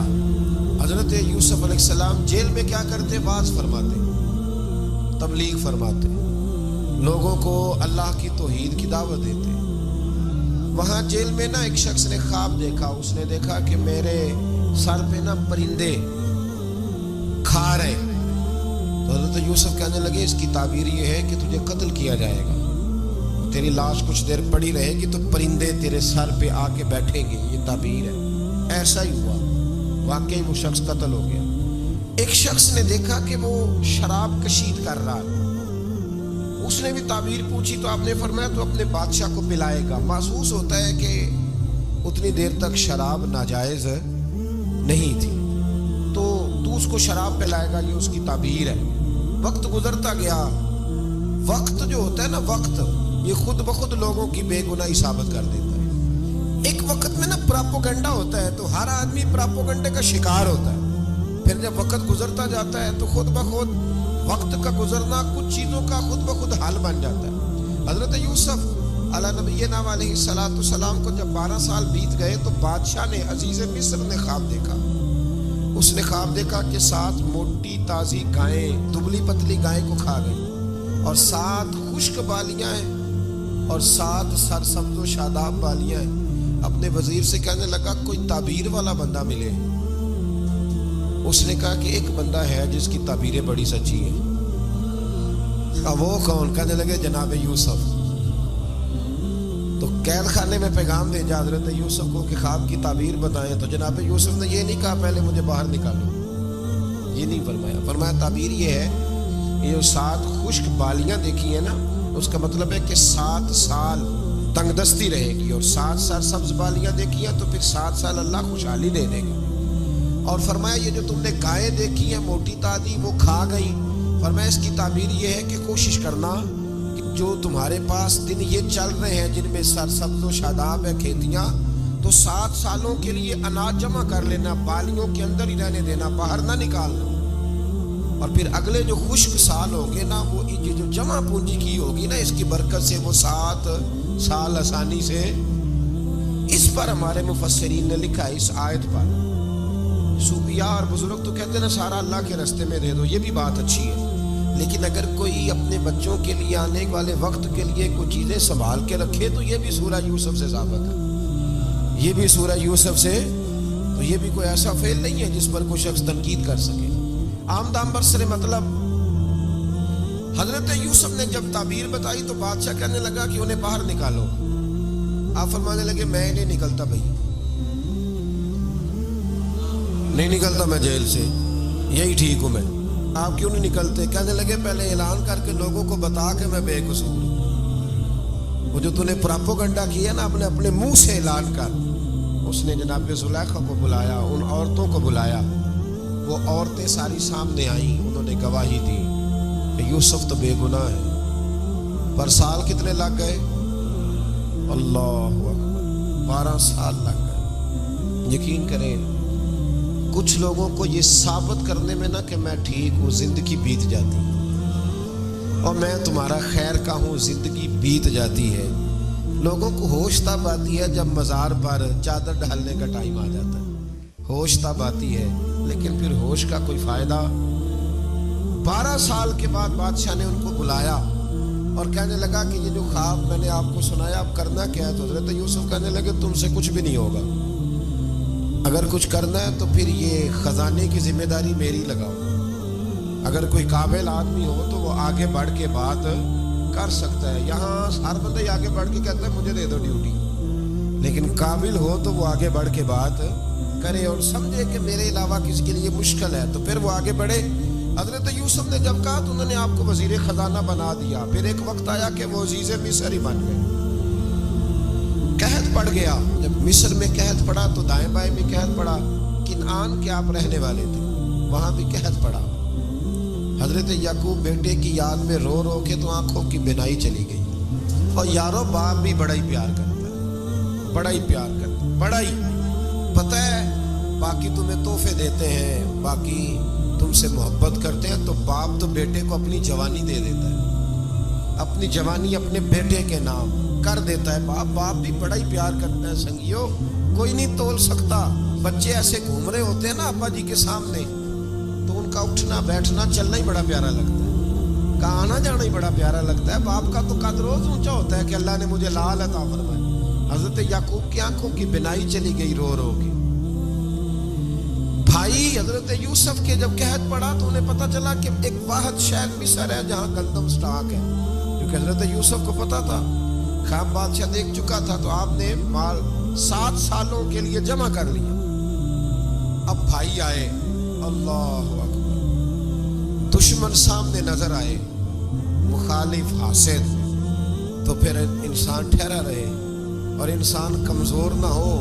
طاقتور ہو, اتنا طاقتور ہو کہ حکمران ہی بن گیا ہو. ذرا نبیوں کے حوصلے بھی دیکھنا, پیغمبروں کے حوصلے بھی دیکھنا. بھائی آئے کا گندم چاہیے تو جناب یوسف نے اوہو پائیاں جہا ساکھ نہیں کوئی جے وچ خار نہ ہو. ہاں, اور میاں صاحب فرمایا کرتے تھے پائی پائیاں دیاں باواں ہوندے تے پائی پائیاں دے ویری. بھائی جیسے ہی داخل ہوئے تو جناب یوسف کی آنکھیں بھر آئیں, رو پڑے. او میرے بھائی آ گئے, رو پڑے. وزیر مشیر دائیں بائیں دیکھتے ہیں کہ حضرت یوسف وہ کیا ہوا, رو پڑے اور بھر بھر کے گندم دی. اس کو اشارے کرتے چل تھوڑی اور ڈال دے, چل تھوڑی اور ڈال دے. جب بھائیوں کو دے چکے تو پھر فرمانے لگے کہ شاید اس سے گزارا نہ ہو, ضرورت پڑی تو دوبارہ بھی آ جانا. اپنی قوم کو ترس دے رہے تھوڑا تھوڑا کھاؤ. وہ بھائیوں کو کہتے ہیں ضرورت پڑی نا آ جانا دوبارہ. اور کہنے لگے تمہارا ایک اور بھائی بھی ہے. کہاں ہے؟ بنیامین نام ہے. فرمایا ہو سکے تو اسے بھی لے آ. بھائی پیسے لے کے آئے تھے گندم لینے کے لیے, اور جب واپس جانے لگے تو حضرت یوسف نے ان کی رقم دوبارہ رکھ دی. وہ دوبارہ ان کی بوریوں میں رکھ دی. گھر جا کے انہوں نے کھولی تو گندم بھی تھی اور پیسے بھی تھے. بھائیوں سے پیسے تھوڑی وصول کرنے. جا کے اپنے والد سے کہنے لگے ابا بادشاہ بڑے دیکھے ہیں پر اس میں کوئی خوشبو دیکھی. تو اس نے کہا ہے کہ اپنے دوسرے بھائی کو بھی لے کے آنا. تو بنیامین کو لے جائیں. حضرت یعقوب فرمانے لگے پہلے بھی تم پہ بھروسہ کر چکا ہوں, بار بار نہیں کروں گا. یوسف گوا چکا ہوں. پوتے بول پڑے, کہنے لگے دادا جی آپ تو ہر وقت یوسف یوسف ہی کرتے رہتے. انہوں نے ضد کی, اصرار کیا. تو جناب بنیامین کو ساتھ وعدہ لے کے, عہد لے کے, قسم لے کے بھیج دیا حضرت یعقوب نے. جناب بنیامین بھی پہنچے مصر میں. یہ دونوں ایک ماں سے تھے, سگے دونوں تھے. حضرت یوسف نے جناب بنیامین کو دیکھا تو اپنے ساتھ بٹھا لیا, اور ذرا باتیں باتیں کر کے نا ادھر بیٹھ جاؤ, ادھر بیٹھ جاؤ. اچھا نہیں آ جائے گا, آپ ادھر آ جاؤ, میرے ساتھ بیٹھ جاؤ. بھائی تھا نا سگا, اچھا چلو ٹھیک ہے آپ ادھر آ جاؤ. بھائی کو ساتھ بٹھا لیا. ابھی جب چیزیں دینے لگے تو کان میں کہنے لگے, وہ پریشان تھے نا حضرت بنیامین کہ یہ بندہ کیا کر رہا ہے. تو کان میں کہنے لگے میں بھائی ہوں تیرا, میں یوسف ہوں. اس طرح کہا یار تھوڑے دن میرے پاس رہ نہیں جاتا. حضرت بنیامین کہنے لگے رہ جاتا ہوں. رہ گئے جناب بنیامین. اب کہا نہیں میں نہیں بھیجوں گا. کچھ لوگوں نے یہ لکھا ہے کہ حضرت بنیامین کے جو بوری تھی اس کے اندر انہوں نے تھیلے کے اندر شاہی پیالہ رکھ دیا اور فرمایا اس کو ہم نہیں جانے دیں گے. ہمارا پیالہ کیسے, یہ نہیں کہا کہ یہ چور ہے, کہا پیالہ کیسے آیا اس کے تھیلے میں, لہذا یہ بھی ہم رہے گا ہمارے پاس, دیکھیں گے. باقی چلے گئے. تو یہودا کہنے لگا کہ میں نہیں جاتا, میں یہیں ٹھہروں گا, اس لیے کہ میں باپ کو کیا بتاؤں گا کہ پہلے بھی میں کرتا میں ہی لے کے گیا تھا یوسف کا, اب میں کیا بتاؤں گا. واپس گئے اور جا کے بتایا کہ جناب بنیامین کو انہوں نے رکھ لیا ہے, معاملہ بن گیا ہے. وہ کہتے ہیں کیسے پیالہ آیا ہے, شاہی پیالہ. حضرت سیدنا یعقوب علیہ السلام فرمانے لگے میں نے تمہیں پہلے ہی کہا تھا کہ تم میرے بنیامین کو بھی لے جا رہے ہو. پہلے میں بھروسہ کر کے یوسف کے معاملے میں پریشان ہوں. فرمایا اس طرح کرو, جاؤ ڈھونڈو جا کے میرے یوسف کو, اور ڈھونڈو جا کے میرے بنیامین کو, جاؤ تلاش کرو. اللہ اکبر. بھائی دوبارہ آئے, گندم بھی ختم ہو گئی تھی. آتے ہی کہا کہ اے عزیز مصر بڑی بری حالت ہے, ہم بڑے پریشان ہیں, ہمارے باپ کی رو رو کے آنکھیں چلی گئی ہیں, مہربانی کرو کچھ گندم بھی دے دو, اور اس طرح کرو کہ ہمارا بھائی بھی ہمیں واپس کر دو تاکہ ہم اسے لے جائیں اور ہمارے والد گرامی کی آنکھیں ٹھنڈی ہوں. حضرت یوسف علی نبینا علیہ الصلوۃ والسلام ان کی باتیں بھی سننے لگے اور غور سے ان کے چہرے بھی دیکھنے لگے, غور سے. تو جب انہوں نے حضرت یوسف علیہ السلام کی طرف غور سے دیکھا, حضرت یوسف کہنے لگے مجھے پہچانتے ہو, پہچانتے ہو؟ کہا نہیں. فرمانے لگے میں یوسف ہوں. قال انا یوسف, کہنے لگے میں یوسف ہوں. اور حضرت بنیامین کی طرف اشارہ کر کے کہنے لگے وہذا اخی, اور یہ میرا بھائی ہے. میں یوسف ہوں اور یہ میرا بھائی ہے. اور فرمانے لگے اللہ نے ہم پر احسان کیا ہے اور جو تقوی اختیار کرتا ہے اور صبر کرتا ہے اللہ تعالیٰ اس نیک کے اجر کو کبھی ضائع یہ نہیں فرمایا میں نے بڑے تقوی کی یہ پرہیزگاری کی تو بچ گیا، فرمایا جو بھی تقوی اختیار کرے گا، جو بھی صبر کرے گا اللہ اس نیک کے اجر کو کبھی ضائع نہیں کرے گا۔ پھر فرمانے لگے جاؤ آج تم پر کوئی گناہ نہیں، جاؤ ایک دم ہی اسی وقت ہی فرمایا جاؤ میں نے تمہیں معاف کیا، جاؤ میں نے تمہیں معاف کیا۔ اور فرمانے لگے میری دعا ہے کہ میرا رب بھی تمہیں معاف کر دے۔ پھر فرمایا یہ میری قمیض لے جاؤ، میرا کرتا، اور میرے باپ کی آنکھوں پہ ڈال دینا، امید ہے ان کی آنکھوں کی روشنی واپس آ جائے گی، جاؤ لے جاؤ۔ تو وہ کرتا لے کے گئے، اذهبوا بقمیصی ھذا، یہ میرا کرتا لے جاؤ۔ دیکھو اللہ والوں کے وجود سے جو چیز لگ جائے تبرک بن جاتی۔ تو وہ کرتا لے کے گئے، بھائی ابھی دور ہی تھے، تو قرآن مجید کہتا ہے ابھی وہ دور تھے تو سیدنا یعقوب علیہ السلام فرمانے لگے بھئی مجھے یوسف کی خوشبو آ رہی ہے، مجھے نا یوسف کی، اللہ اکبر، کون اندازہ کرے باپ اور بیٹے کی محبت کا، مجھے نا خوشبو آ رہی ہے، یوسف کی خوشبو، مجھے خوشبو آ رہی ہے۔ تو حضرت سیدنا یعقوب علیہ السلام کی آنکھوں پہ ڈالا تو روشنی واپس آ گئی۔ کہا ابا جی ذرا چل کے دیکھو تو صحیح رب نے آپ کے بیٹے کو کتنی شانیں عطا فرمائی، چلو نا۔ یہ 72 لوگ تھے جو یہاں سے چلے کنان سے، اور ہزاروں کا لشکر لے کر حضرت یوسف آئے، ہزاروں کا لشکر لے کے والد کے استقبال کے لیے۔ اور جب باپ بیٹے کی ملاقات ہوئی تو امام غزالی فرماتے ہیں 4 لوگ دنیا میں بڑا ہی روئے ہیں، ایک حضور بڑا روئے ہیں امت کے غم میں، اور ایک سیدہ فاطمہ بڑا ہی روئی ہے حضور کے وصال کے بعد، اور تیسرا فرماتے ہیں یعقوب بڑا ہی روئے ہیں حضرت یوسف کے بڑا ہی، اور چوتھے امام زین العابدین بڑا ہی روئے ہیں واقعہ کربلا کے بعد۔ یہ 4 لوگ بڑا ہی روئے۔ پھر جب ملاقات ہوئی دونوں کی تو اس درد سے ملاقات ہوئی کہ ہر آنکھ اشک بار ہو گئی۔ باپ بیٹا اتنی وارفتگی سے مل رہے تھے، اتنی وارفتگی سے کہ دائیں بائیں انہیں خبر ہی نہ رہی کہ باقی لوگ بھی ہیں۔ حضرت علامہ اسماعیل حقی نے لکھا ہے کہ جناب جبریل امین حضرت یعقوب کے کان میں کہنے لگے بس کریں، اوپر تو ذرا نظر اٹھائیں، فرشتے بھی دیدار کے لیے آئے ہوئے ہیں۔ دیکھیں اللہ کے فرشتے بھی آئے ہیں اس منظر محبت کو دیکھنے کے لیے۔ حضرت سیدنا یعقوب علیہ السلام، حضرت یوسف کی والدہ، اور پھر آپ کے 11 بھائی سارے آپ کے لیے سجدے میں گر گئے۔ تو حضرت یوسف کہنے لگے ابا جی یہ وہ میرا خواب ہے جو میں نے بچپن میں دیکھا، یہ وہ میرا خواب ہے۔ حضرت سیدنا یعقوب علیہ السلام پھر کم و بیش لگ بھگ 23 سال، کچھ نے لکھا ہے 40 سال مصر میں رہے، اور جب وصال ہونے لگا تو حضرت یوسف سے فرمانے لگے بیٹا مجھے یہاں دفن نہ کرنا، مجھے وہیں لے جانا جہاں میرے والد دفن ہیں، وہاں جا کے وہ دفن ہوئے۔ حضرت یوسف علیہ السلام نے پھر سالوں حکومت کی مصر پر، پھر وہیں ان کی تدفین ہوئی، اور جب تدفین ہوئی تو اختلاف ہو گیا، ہر قبیلہ کہتا تھا ہم نے اپنی طرف یوسف کو دفن کرنا ہے، اس لیے کہ جس طرف ان کو دفن کریں گے خوشحالیاں ہوں گی۔ پھر فیصلہ ہوا کہ سنگ مرمر کے تابوت میں رکھ کے حضرت یوسف کو دفن کیا جائے، اور دفن کرنے کے بعد ایسی جگہ پہ دفن کیا جائے جہاں سے پانی چھو کے گزرتا ہے۔ تو ان کو وہاں دفن کیا گیا، پانی چھو کے گزرتا تھا، لوگ کھیتیوں کو لگاتے تھے، اور مصر سرسبز و شاداب رہتا تھا۔ حضرت عیسیٰ علیہ السلام کے پاس ایک شخص آیا، کہنے لگا میں نے آپ کے ساتھ رہنا ہے، میں نے ہمیشہ آپ کے، آپ فرمانے لگے میں ضرور ساتھ رکھوں گا پر دنیا داری کا مطالبہ نہ کرنا۔ جی تو اس پیر دے بندے کیویں مرید ہون، جدے مرید ہویا دکان ہی نہ چمکے، کیا مطلب ہوا بیعت ہونے کا؟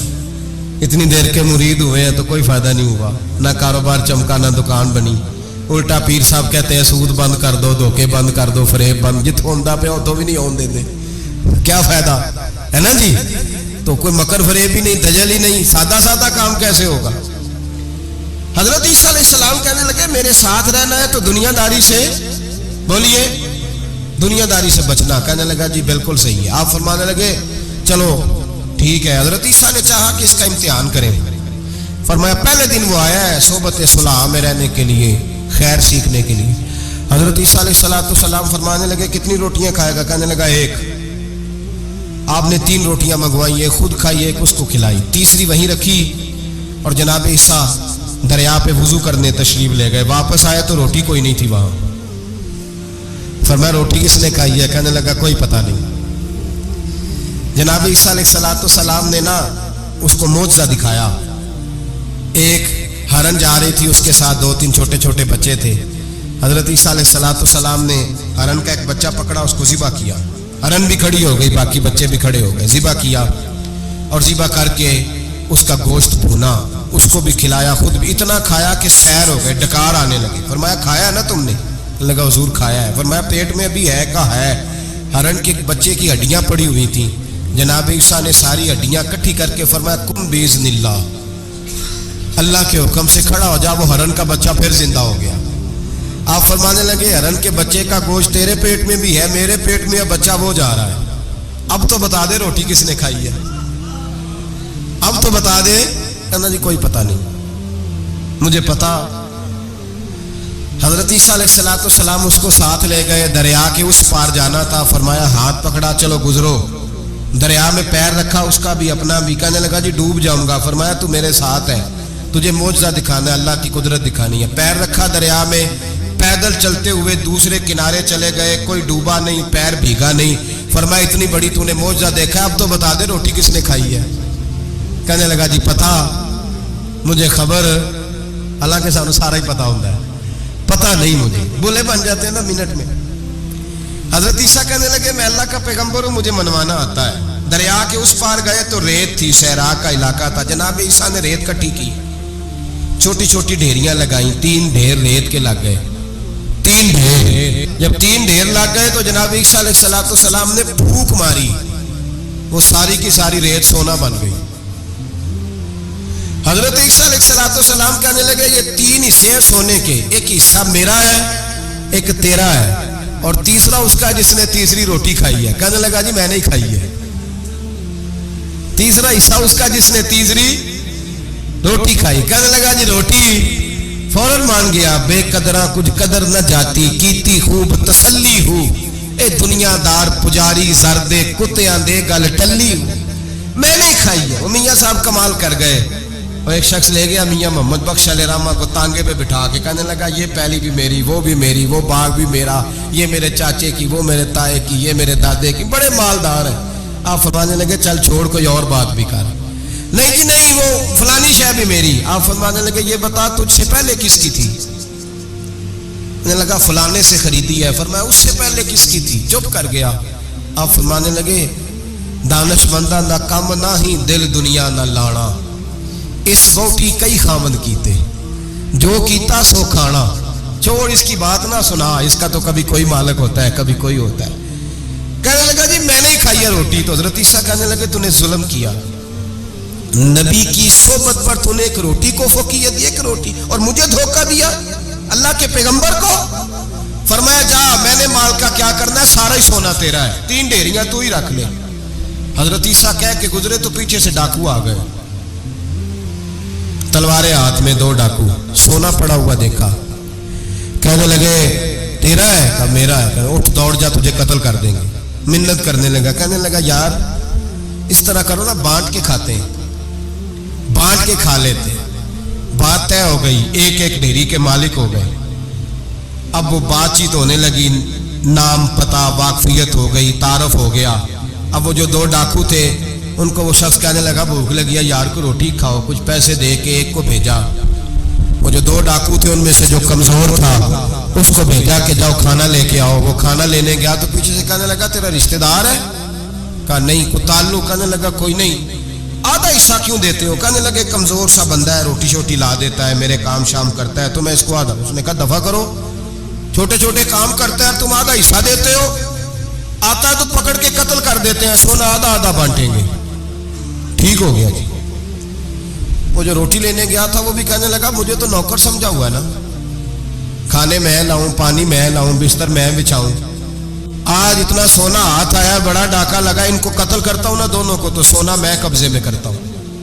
اس نے بھی دھوکہ دینے کا ارادہ کیا, کھانے میں زہر ملایا. امام راضی فرماتے ہیں وہ زہر ملا, کھانا لے کے پہنچا, روٹی رکھی تھی, ان دونوں نے یک بارگی حملہ کیا, اسے قتل کر دیا. قتل کر کے लाश दरिया में फेंकी, मस्त होके खाने लगे। जब सैर हुए तो फिर पेट कटने लगा, अंतड़ियां टूटने लगी, नाक मुंह कान हर चीज से खून निकलने लगा।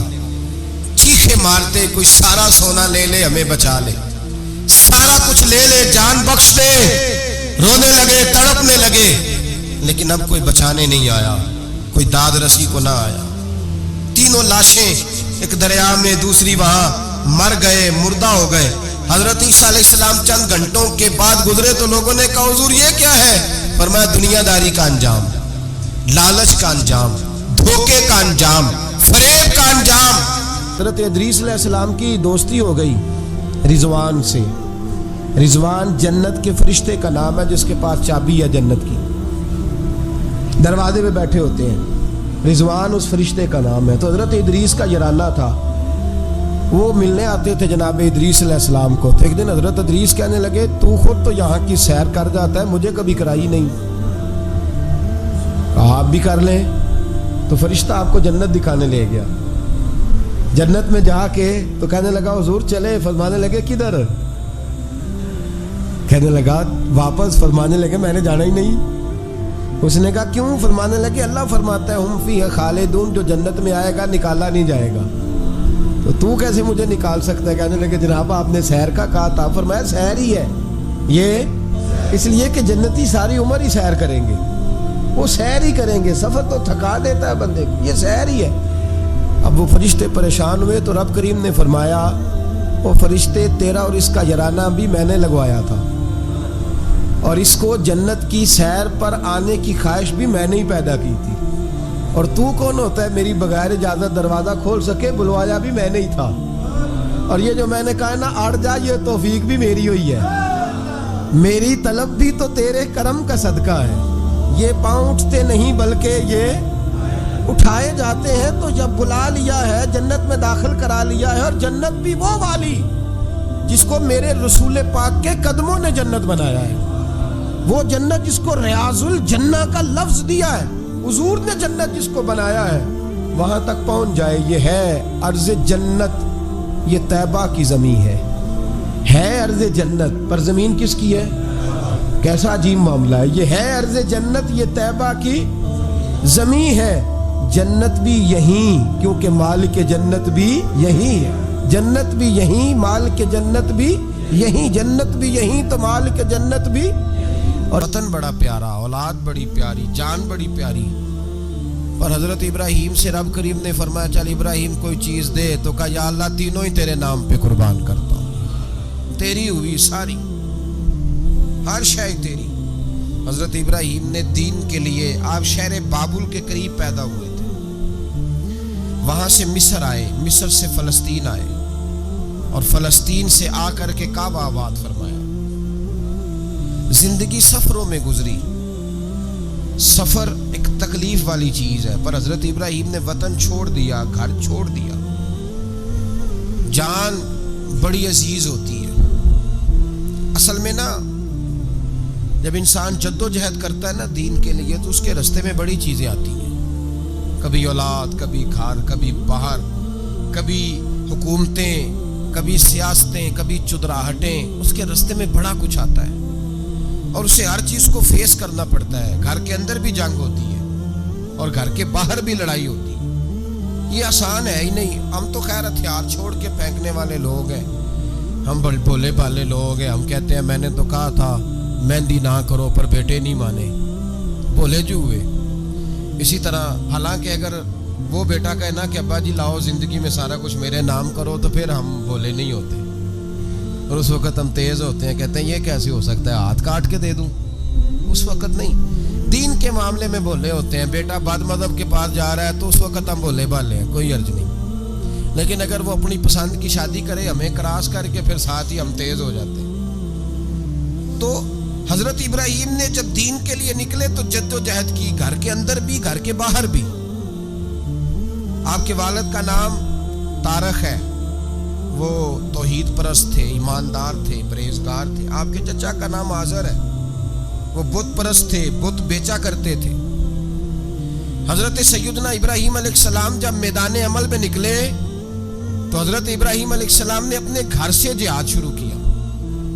لڑنا پڑا گھر کے اصولوں سے. چچا نے جو رواج بنائے ہوئے تھے اس رواج سے ٹکرائے. فرمایا میں اپنے گھر کے اندر یہ بت پرستی نہیں ہونے دیں گا. چچا کو ایک دفعہ نہیں بار بار 100 دفعہ سمجھایا.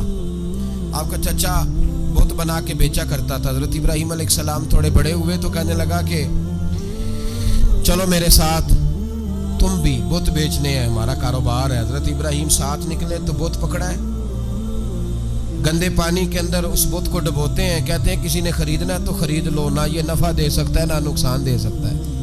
جو اپنا آپ نہیں بچا سکتا تمہیں کیا بچائے گا, خریدنا ہے تو خرید لو. چچا کہنے لگا تو کاروبار چمکا رہا ہے کہ تباہ کر رہا ہے. گھر میں بڑے معاملات خراب ہوئے, جھگڑے ہوئے, لیکن حضرت ابراہیم علیہ السلام ایک منٹ کے لیے بھی اپنے گھر کے اندر بھی کمپرومائز کرنے کو تیار. یہ تھوڑا مشکل میں نے پہلو چھیڑ دیا ہے, یہ تھوڑا مشکل پہلو چھیڑ دیا ہے. تھوڑا سمجھدار آدمی ہے پر بیوی سے پردہ نہیں کرا سکتا.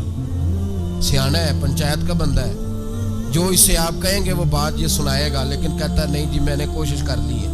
کس قسم کی کوشش ہے صاحب, کیسے ہو گیا؟ حضرت ابراہیم علیہ السلام نے گھر کے اندر سے فرمایا نہیں کرنے دوں گا. گھر کے اندر بھی ٹکرائے. فرمایا تم جو بھی ہو پاش پاش کیا چچا کے اصولوں کو.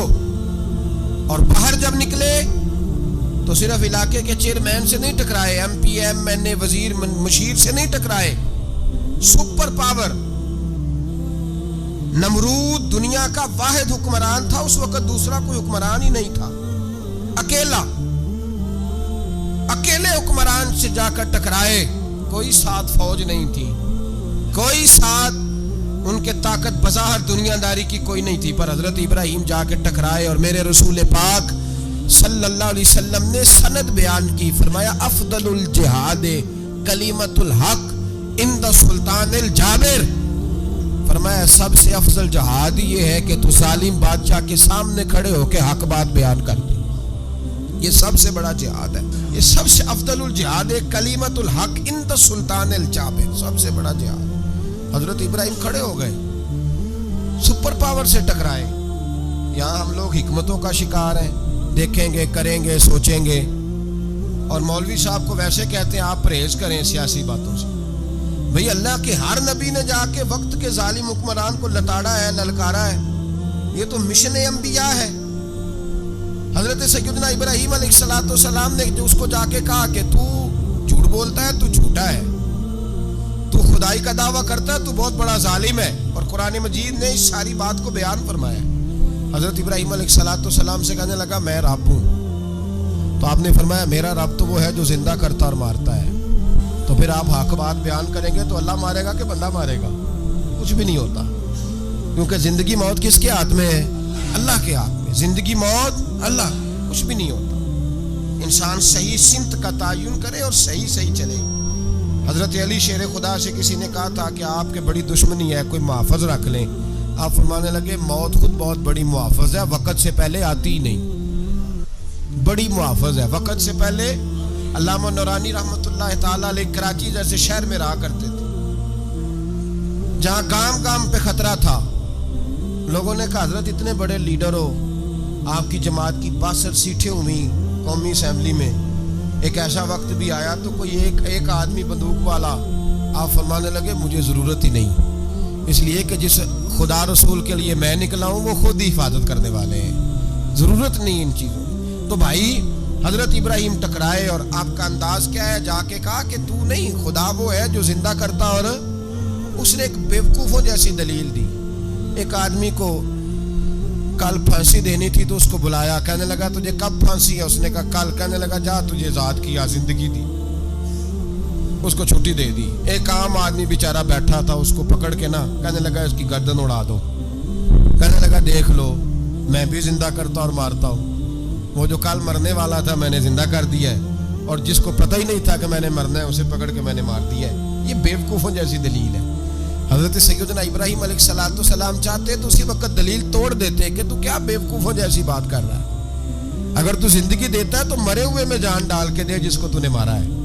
لیکن حضرت ابراہیم نے دیکھا کہ بیوقوف ہے, بیوقوفوں سے بحث نہیں ہوتی, دلیل بدل لی جاتی ہے. ان کی عقل کے مطابق بات کی جاتی ہے. حضرت ابراہیم فرمانے لگے میرا رب وہ ہے جو سورج مشرق سے نکالتا ہے اور مغرب میں غروب کرتا ہے. تو اگر رب ہے تو تو مغرب سے نکال کے مشرق میں غروب کر. فبہت الذی کفر, کافر لاجواب ہو گیا, اس کے پاس اس چیز کا کوئی جواب نہیں تھا. علامہ اسماعیل حقی نے خوبصورت فقرہ لکھا ہے, خوبصورت, جان ڈال دی ایک جملہ کہہ کے. حضرت سیدنا علامہ اسماعیل حقی رحمۃ اللہ علیہ فرمانے لگے چونکہ نمرود بیوقوفوں جیسی باتیں کر رہا تھا, اگر وہ یہ کہہ دیتا نا کہ میں سورج کو نکالتا ہوں مشرق سے, میں غروب کرتا ہوں معاذ اللہ مغرب میں, میں نکالتا ہوں, تو آپ اپنے رب سے کہیے کہ وہ مغرب سے نکال کے مشرق میں غروب کرے. علامہ اسماعیل حقی فرماتے ہیں رب کریم کی آواز قدرت تھی, مالک حضرت ابراہیم علیہ السلام کے اس, اگر وہ کہہ دیتا اور حضرت ابراہیم دعا کر دیتے تو رب کریم نے فرشتوں کو تیار بٹھایا ہوا تھا. فرمایا اگر یہ کہہ دے میرے خلیل سے کہ سورج مغرب سے نکال کے مشرق میں غروب کرنا ہے تو تیار رہنا, جس طرح خلیل کہیں گے ویسے ہی کر دیں گے. واتخذ اللہ ابراہیم خلیلا, ابراہیم ہمارا دوست جو ہوا, جیسے کہے گا ویسے کر دیں گے. حضرت سیدنا ابراہیم علیہ السلام کی باتوں کا جب جواب نہ دے سکا, دلیل نہیں بندہ دیتا, پھر لڑائی کرتا ہے, پھر جھوٹے موٹے اعتراض کرتا ہے. دلیل ختم ہوتی ہے تو لوگ ذاتیات پہ اترتے ہیں, کہتے ہیں یہ کھانستا صحیح نہیں, دیکھتا صحیح نہیں. دلیل ختم, اب ذاتیات پہ اترے, کہنے لگے مجھے پتہ چلا ہے کہ یہ فلانی جگہ گیا تھا تو وہاں جا کے اس نے اس طرح کیا ہے. پھر لوگ ذاتیات پہ اترتے ہیں, جب دلیل کا جواب دلیل سے نہیں دے پاتے پھر ذاتیات پر اتر کر حملے کرتے ہیں. حضرت ابراہیم کے دلائل کا جواب نمرود نہ دے سکا تو کہنے لگا کہ اس کو آگ میں ڈال دو. قوم گئی ہوئی تھی ساری, آپ نے بات سنی ہوئی ہے, میں نے صرف اشارہ دینا ہے, میلے پہ تو حضرت سیدنا ابراہیم علیہ السلام نے سارے بت توڑ دیے, کلاڑا بڑے بت کی گردن پہ رکھا. واپس آئے, کہنے لگے بت کس نے توڑے ہیں, تو فرمایا اس سے پوچھو جس کی گردن پہ کلاڑا ہے. کہنے لگے یہ تو بول ہی نہیں سکتا, تو فرمانے لگے بڑے بیوقوف ہو جو بولتا ہی نہیں, سنتا ہی نہیں, اپنا آپ نہیں بچا سکتا, اس کی پوجا کرتے ہو. کہنے لگے پکڑو, دلیلیں ختم ہو گئی, اس کو آگ میں ڈالو. بہت بڑی حویلی 45 فٹ مربع پہ مشتمل ایک حویلی بنائی گئی اور 45 فٹ اونچی. مختلف روایات, علامہ اسماعیل حقی کہتے ہیں کہ 3 مہینے تک نمرود نے کہا کہ اس کے اندر لکڑیاں ڈالو. لوگ پوچھنے لگے کتنی دنیا جلانی ہے, کہنے لگا بندہ تو ایک جلانا ہے, پر بندہ بڑا تگڑا ہے, ایک بندہ. 3 مہینے لکڑیاں ڈالی گئیں. اور لوگوں کی جو تہمات ہوتی ہیں نا وہ بڑی عجیب ہوتی ہیں. تہمات میں نے بڑی تفصیل سے رمضان المبارک میں گفتگو کی تھی. بدشگونی, تہمات لوگ لیتے ہیں. اس وقت بھی لوگ تہمات کا شکار ہو گئے. عقیدہ بگڑ جاتا ہے تو وہ عجیب و غریب باتیں کرنے لگتا ہے. تہمات کا شکار ہو گئے. بیبیاں نظر مانتی, میں بیمار ہوں, اگر صحیح ہو گئی تو اتنے من لکڑی دوں گی حضرت ابراہیم کی آگ جلانے کے لیے. ایک عورت لے کے جا رہی ہے لکڑیاں, تو ایک نیک دل آدمی نے اس سے پوچھا کہاں جا رہی ہو. کہنے لگی میں نے منت مانی تھی تو حضرت ابراہیم علیہ السلام کو معاذ اللہ جلانے کے لیے لکڑیاں لے کے جا رہی ہوں. تو وہ رب کریم کے بندے کہنے لگے تو ڈھونڈتی رہے گی, تجھے وہ جگہ ملے گی نہیں. وہ بی بی کئی مہینے گھومتی رہی, جگہ ہی نہیں ملی جہاں لکڑیاں ڈالنی, ماری گئی. تہمات کا شکار ہوئے بہت سارے لوگ. تہمات کا بھائی, تہمات دین کے اندر منع ہے. تہمات دین میں کوئی نظر ماننا, کوئی کسی بزرگ کے مزار پہ جا کے سالے ثواب کے لیے کوئی چیز ماننا, یہ تو درست ہوا. لیکن غیر شرعی نظریں مان لینا کہ میں آگ کے گرد چکر لگاؤں گا, میں جناب وہاں جا کے یہ والا تماشا کروں گا, میں دھاگا باندھوں گا, میں رسا کاٹوں گا, میں وہاں گندے ہو سے پانی پیوں گا, ان کی شریعت اجازت, یہ تہمات ہیں, بدشگونی ہے. دین میں ان کی کوئی گنجائش. آپ نظر ماننے سے پہلے بھی کسی عالم سے رابطہ کریں کہ میں منت مانگنے لگا ہوں تو کیسے ماننی چاہیے, کا طریقہ پوچھیں. ایسے ہی غلط چیز کی منت تھوڑی مان لی جائے گی. بہرحال آمدام برسرے مطلب حضرت ابراہیم کے لیے آگ جلائی گئی.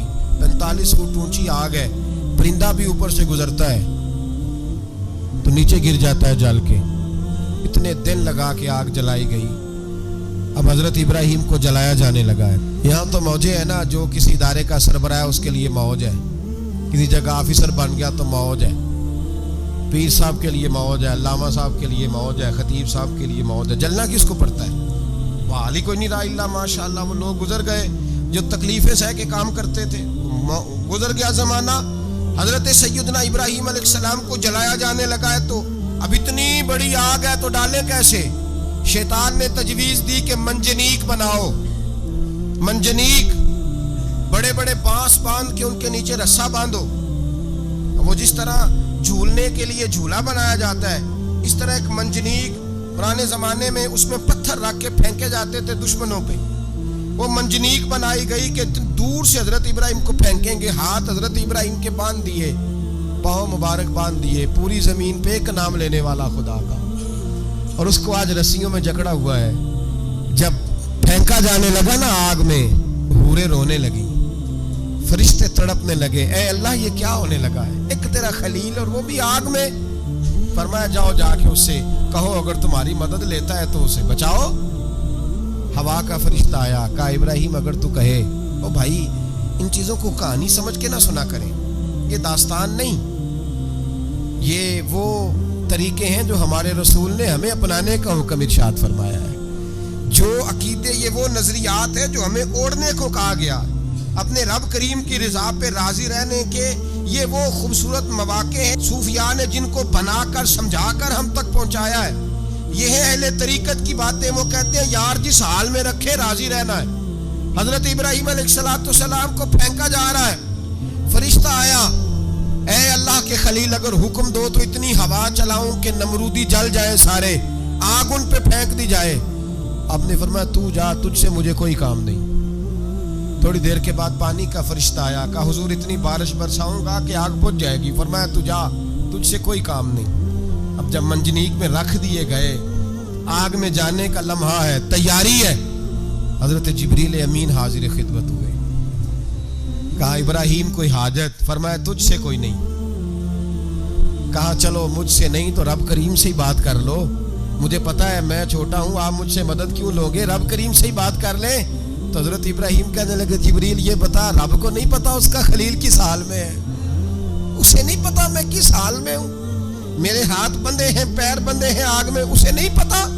بتایا تو اسے جاتا ہے جسے خبر نہ ہو. تو اگر اسے پتا ہے, اگر وہ جلانے پہ راضی ہے تو میں بھی جلنے کو تیار ہوں, میں تیار ہوں. اسے کہو ٹھیک ہے.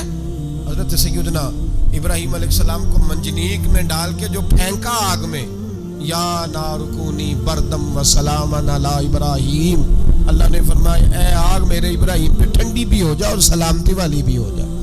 حضرت ابراہیم کو دو فرشتوں نے بٹھا دیا زمین پہ, پھول کھلے ہیں, کونپلیں مہک رہی ہیں, کلیاں خوشبو دے رہی ہیں. حضرت ابراہیم نے سر سجدے میں رکھ دیا, سبحان اللہ والحمد للہ ولا الہ الا اللہ واللہ اکبر. حضرت ابراہیم اللہ کی تسبیح پڑھنے لگے, رب کریم کا شکر بجا لانے لگے. نکلے وہاں سے, کچھ دن گزر گئے, نکلے, حکم ہو گیا ابراہیم علاقہ چھوڑ دو.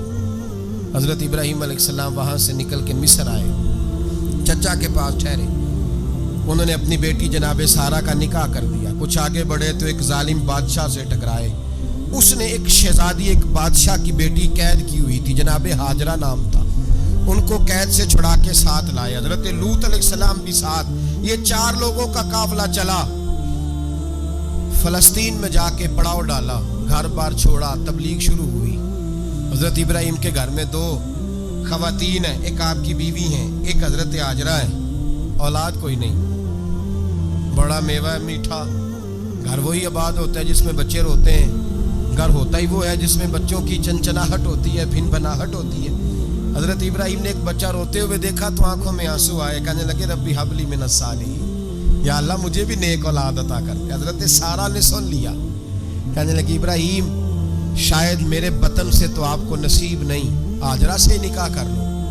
جناب ہاجرہ سے نکاح ہوا. اللہ تو بڑا بے نیاز ہے, رب کریم نے حضرت اسماعیل جیسا خوبصورت بیٹا عطا فرمایا.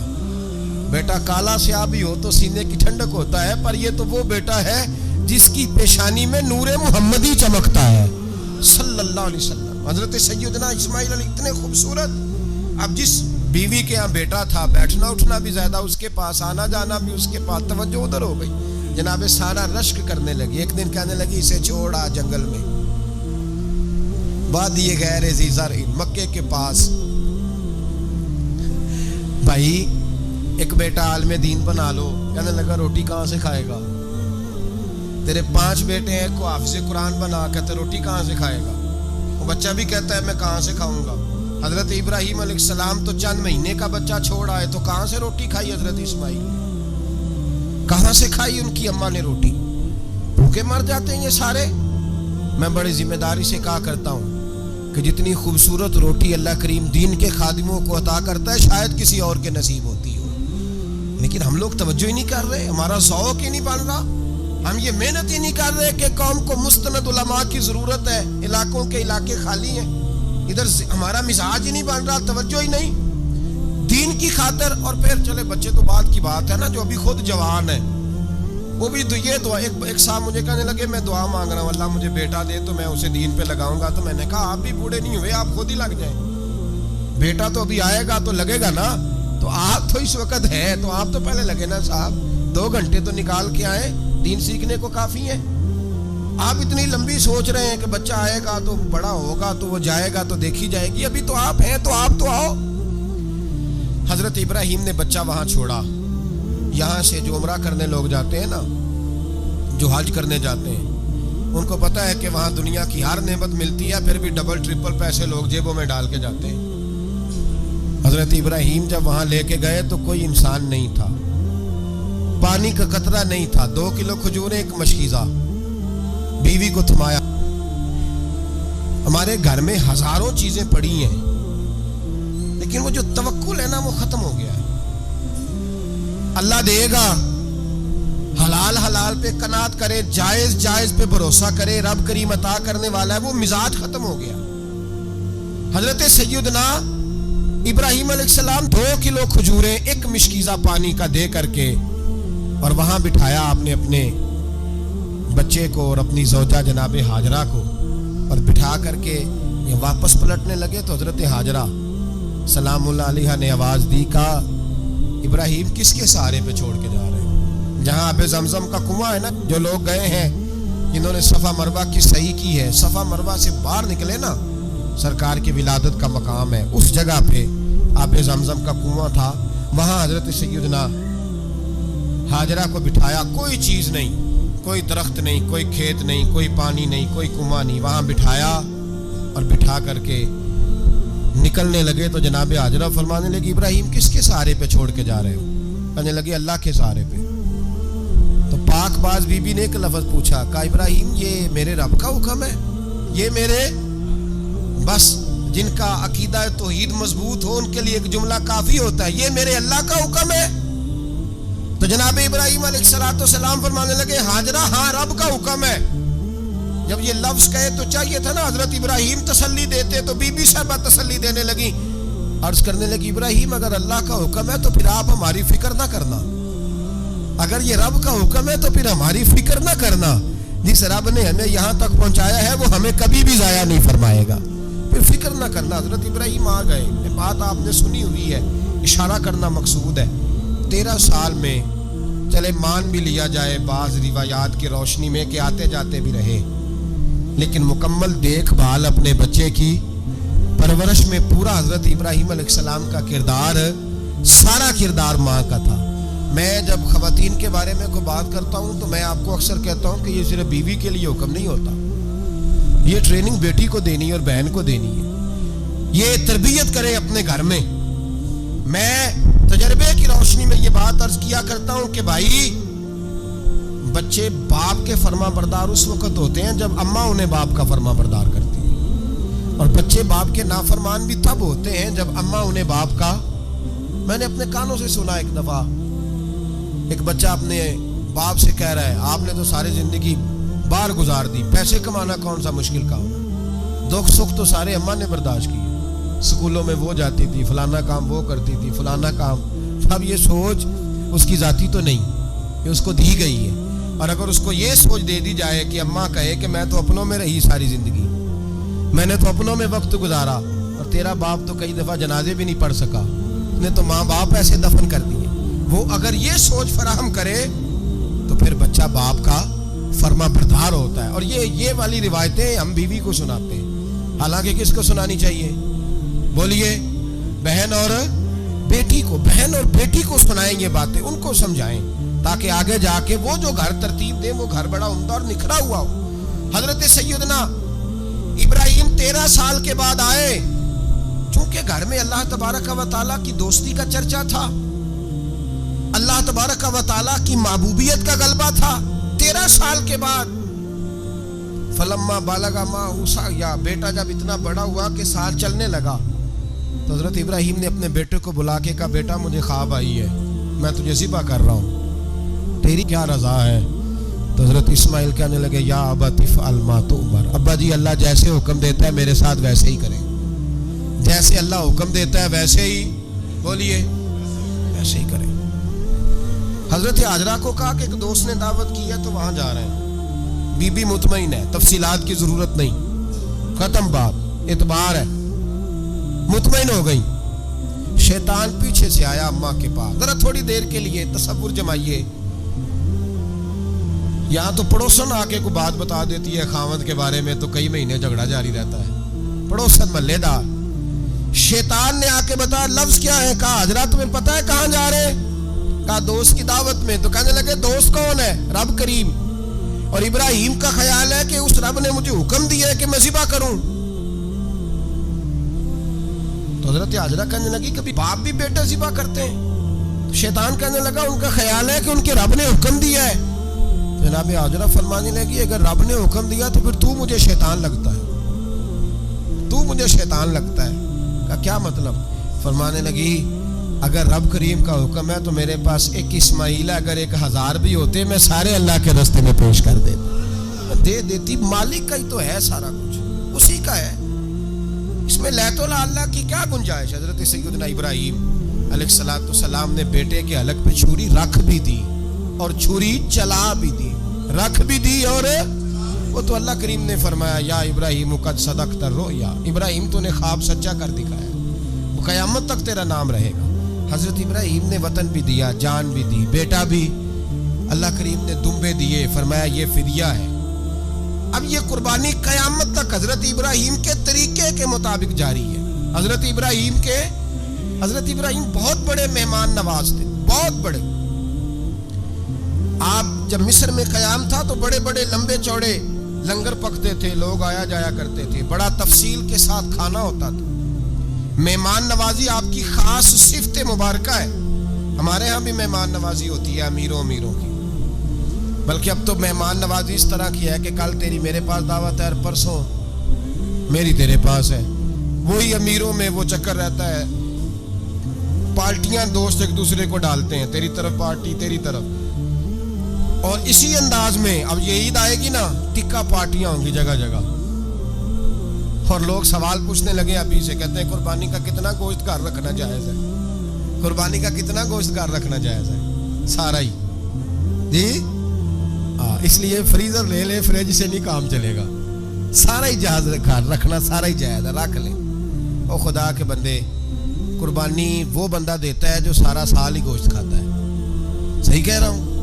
قربانی صاحب نصاب, صاحب استطاعت بندہ دیتا ہے نا, تو وہ سارا سال ہی گوشت, تو سارا گھر میں رکھنا بھی جائز ہے, لیکن سارا دے دینا بھی. تو جو آ رہی ہے اس پہ کیوں توجہ کرتے ہو, جو دوسرا جائز ہے اس پہ کیوں نہیں عمل کرتے؟ سارا تقسیم کر دیں, بات ختم ہوئی. یقین کریں محرم میں جا کے دوست ٹیلی فون کر کے سوال پوچھتے ہیں, کہتے ہیں صاحب سنا ہے قربانی کا گوشت محرم میں کھانا جائز نہیں. میں کہ نہیں, ربیع الاول چ بھی جائز جی, رجب رمضان تک کھاؤ, کوئی بندہ نہیں منع کرتا. اس لیے کہ کسی کو دینا تو پسند ہی نہیں. یا پھر اس میں سے جو خاص چیزیں ہیں وہ اپنی فریج میں, اور باقی جو ہے وہ دوسروں کے لیے. یہ کیا طریقہ ہے ہمارا, اور اسی پہ عمل ہے. اللہ تبارک و تعالی ہمیں سمجھنے کی توفیق عطا فرمائے. حضرت ابراہیم بہت بڑے مہمان نواز تھے. صرف قربانی نہیں دیتے تھے, سارا سال بہت سارا لنگر, بہت سارا کھانا پینا, بہت ساری چیزیں جاری رہتی تھی. اور جتنے غریب لوگ تھے فلسطین کے, ان کو پتا تھا کہ حضرت ابراہیم علیہ السلام کا لنگر جاری ہے. فلسطین میں جب آپ کا قیام تھا, ایک دفعہ ڈھیروں ढेरों मेहमान आ गए और खाने को कोई चीज नहीं। हजरत सारा और जनाब हाजरा दोनों उस वक्त मौजूद थी। वो कहने लगी इब्राहिम बहुत सारे मेहमान आ गए तो क्या करें। जनाब सारा कहने लगी किस तरह करके इनकी मेहमान नवाजी करनी। और हालात ये है कि कहत पड़ा हुआ है फलस्तीन में, मिस्र में, दूर दराज इलाकों में। तो हजरत इब्राहिम कहने लगे ये अल्लाह के मेहमान हैं और हमें रब करीम का बंदा समझ के आ गए, अल्लाह ही बंदोबस्त करेगा। फरमाने लगे मेरा मिस्र में एक दोस्त है, वो कहत के दिनों में गल्ला जमा कर लेता है, मैं उसकी तरफ पैगाम भेजता हूँ, मुझे उम्मीद है वहां से गल्ला मिलेगा। 2 3 5 ऊंट वाले गुलाम बुलाए और उनको कहा कि जाओ गल्ला ले आओ मिस्र के दोस्त से। वो लोग कहते हम गल्ला लेने गए, वहां जब पहुंचे तो हजरत इब्राहिम खलीलुल्लाह अलैहिस्सलाम का पैगाम दिया तो आपका वो दोस्त कहने लगा गल्ला तो बेशुमार था, मुझे खबर नहीं थी कि हजरत इब्राहिम का पैगाम आएगा, तो मैं तो सारा तकसीम कर चुका हूँ, लोग ले गए, अब तो कोई शय नहीं। अब वो खाली आ गए पांचों के पांचों ऊंट। जब खाली आए तो हजरत इब्राहिम की हवेली की दीवारें छोटी छोटी थी। उन गुलामों में से, खादिमों में से, आपके उन चाहने वालों में से एक कहने लगा यार वो गरीब तो इंतजार कर रहे होंगे कि गल्ला लेने गए, हमें रोटी मिलेगी। छोटी छोटी दीवारें हैं, वो जब देखेंगे ना खाली आ गए तो उन्हें तकलीफ होगी। इस तरह करो बोरियों में रेत भर लेते हैं, रेत भर के ले जाते हैं, बाद में अंदर रख के उन्हें समझा बहला लेंगे या हजरत इब्राहिम को बताएंगे, वो खुद ही उन लोगों की दिलजोई फरमाएंगे। अब गल्ला की जगह रेत भर के ऊंटों पे रख के लाई गई, ला के बोरियां जब रख दी गई, हजरत इब्राहिम अलैहिस्सलाम दोपहर के वक्त आराम फरमा रहे थे। बीबी सारा उठी, कहती हैं जब मैंने देखा ना कि बोरियां पहुंच गई हैं तो गई, गुलाम को साथ लिया और उसको जब खोला ना तो कहती इतनी हसीन गंदम मैंने पहले कभी देखी नहीं थी, इतना प्यारा दाना मैंने कभी मुलाहिजा ही नहीं किया था। फरमाती हैं जब उसको पीस कर चक्की में रोटियां पकाई तो खुशबू दूर दूर तक फैल गई, आला ग़िज़ा बनी, बड़े बड़े खाने बीबियों ने मिल के पकाए, चुन दिए गए। हजरत इब्राहिम उठे तो लोग खाना खा रहे हैं, सजदा शुक्र अदा किया और जब सजदे में गए तो वही आने लगी, फिर रोने लगे। जब पलट कर बाहर तशरीफ लाए तो जनाब सारा कहने लगी इब्राहिम तुम्हारा मिस्री यार बड़ा अच्छा है, उसने इतनी आला गंदम भेजी है कि इतनी तो मैंने प्यारी गंदम कभी देखी नहीं। जनाब इब्राहिम मुस्कुराए, फरमाने लगी सारा ये मिस्री यार ने नहीं भेजी, ये मेरे अर्शी यार ने भेजी है, ये मेरे अर्शी यार ने भेजी है। भाई मेहमान नवाजी मिजाज था, लुटा देना मिजाज था, दूसरों की अश्कशोई मिजाज था। हजरत इब्राहिम अलैहिस्सलाम का तरीका है कुर्बानी, हुजूर ने उनका तरीका बयान किया। अगर साल के बाद कुर्बानी देना उनका तरीका है तो सारा साल गरीबों को रोटी देना भी हजरत इब्राहिम का तरीका है। सारा साल गरीब की नौकरी करना यह भी हजरत इब्राहिम का तरीका है। भूखे को खाना खिलाना यह भी मेरे मुस्तफ़ा करीम सैयद आलम सल्लल्लाहु अलैहि वसल्लम से सहाबा ने पूछा हुजूर बेहतरीन मुसलमान कौन है, बेहतरीन मुसलमान? तो हुजूर ने फरमाया जो सलाम लेने में पहल करे और गरीब को रोटी खिलाने में सबसे अच्छा हो, वो बेहतरीन मुसलमान है, जबरदस्त मुसलमान।